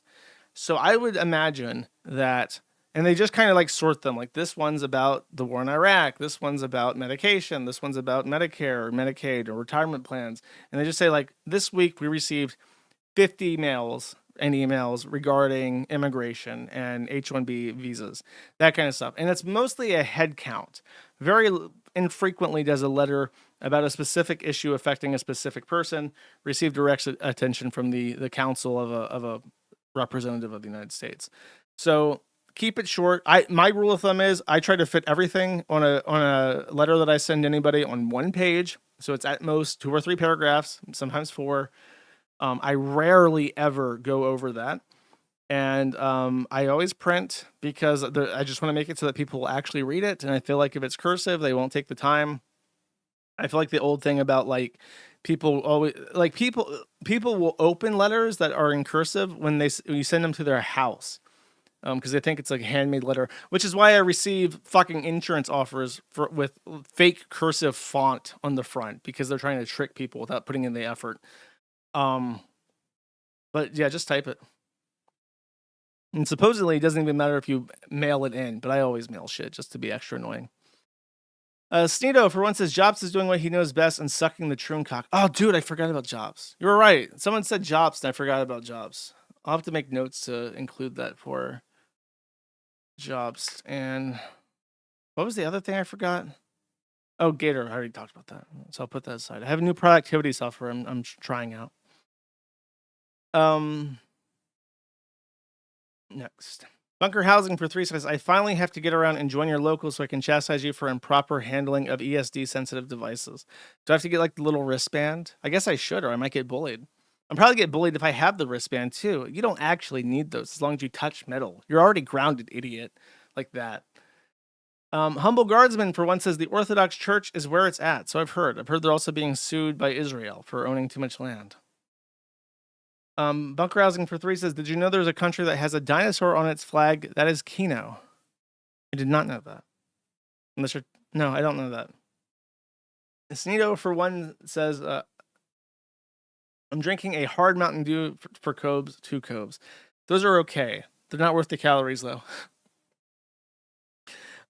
Dios Mio Lacratira for 1 says, Indians single-handedly brought racial unity by being the worst race. Everyone say, thank you, Sa. Thank you, Sas, for being stanky. Everybody with working noses opposes the Indians. And they've also made racism cool again, which was a hard sell for a while. Vordier for 5 says, Sneed 40 feature request, don't deliver @ notifications for the Kino Casino thread. Why? How are you getting tagged so much in the Kino Casino thread that you need it turned off? Fintard for 5 says, people want to get neat bucks. Meanwhile, I want to get off from neat bucks. Being a sloth all day sucks ass. Well, stop drinking. That's not like, bro, if you're saying that you drink all the fucking time, that's probably why you can't get up and do stuff. Stop drinking. Insensitive Zero for 2 says, I was really sad watching Clint's video until the 440 mark where he said, Hail Satan while weeping. I nearly died laughing. Yeah, I also cringed at that.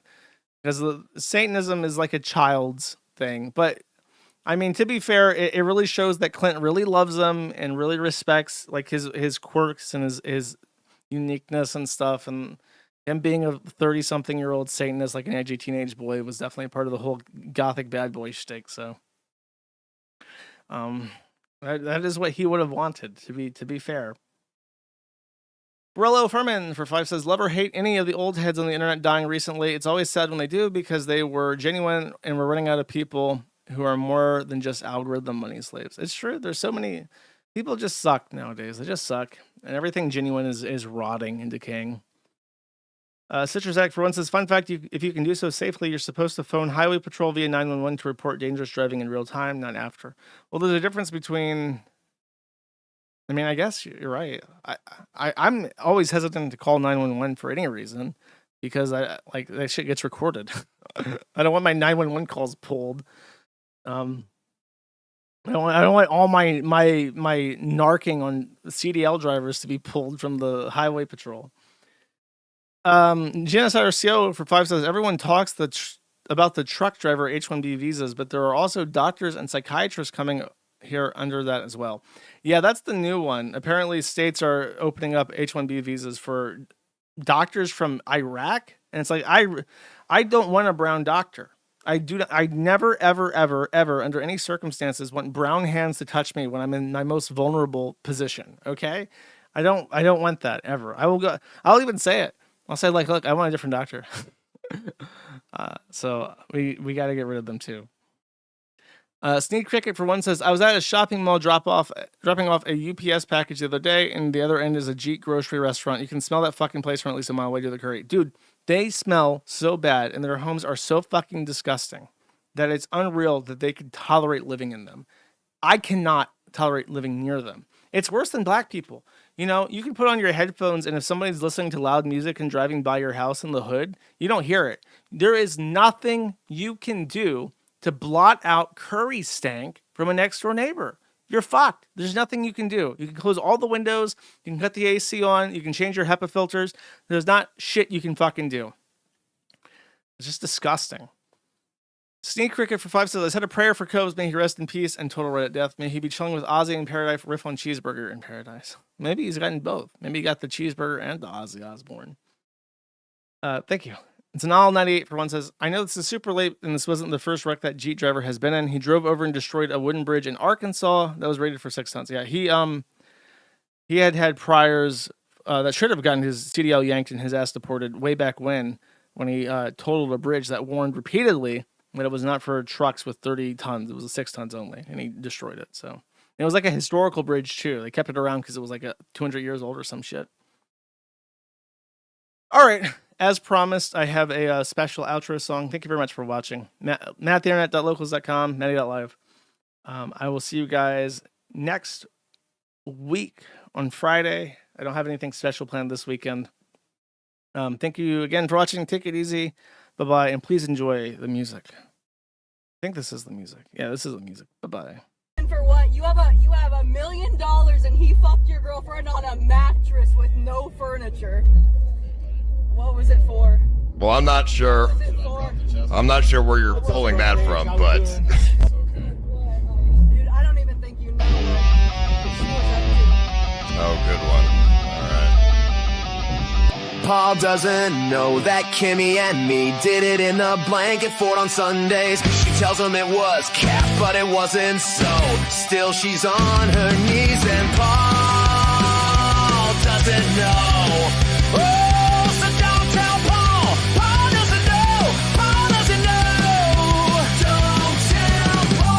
Kimmy says she's streaming, but she's under me and she's not leaving.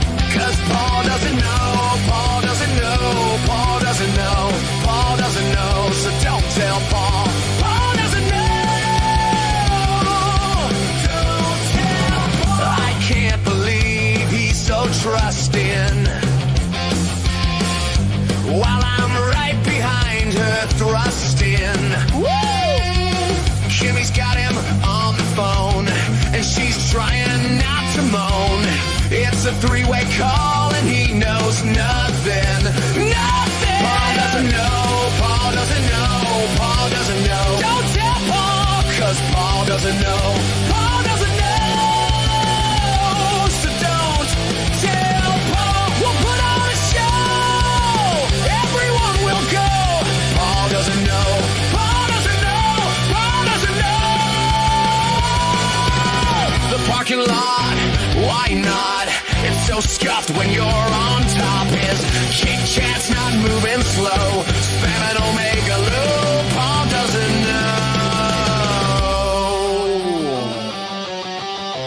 doesn't know.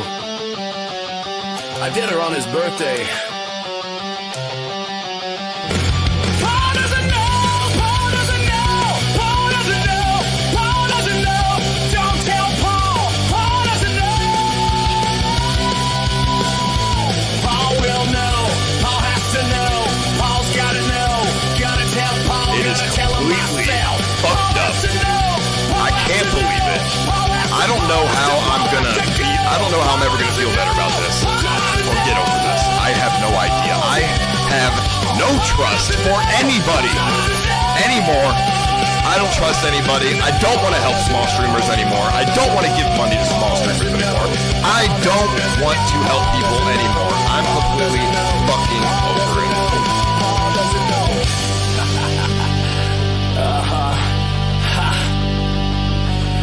I should probably let him know.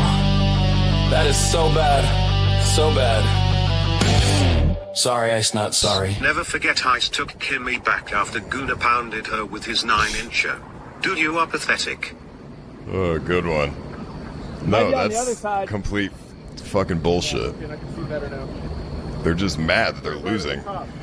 And they have to go after my fucking girlfriend who is not involved with this at all.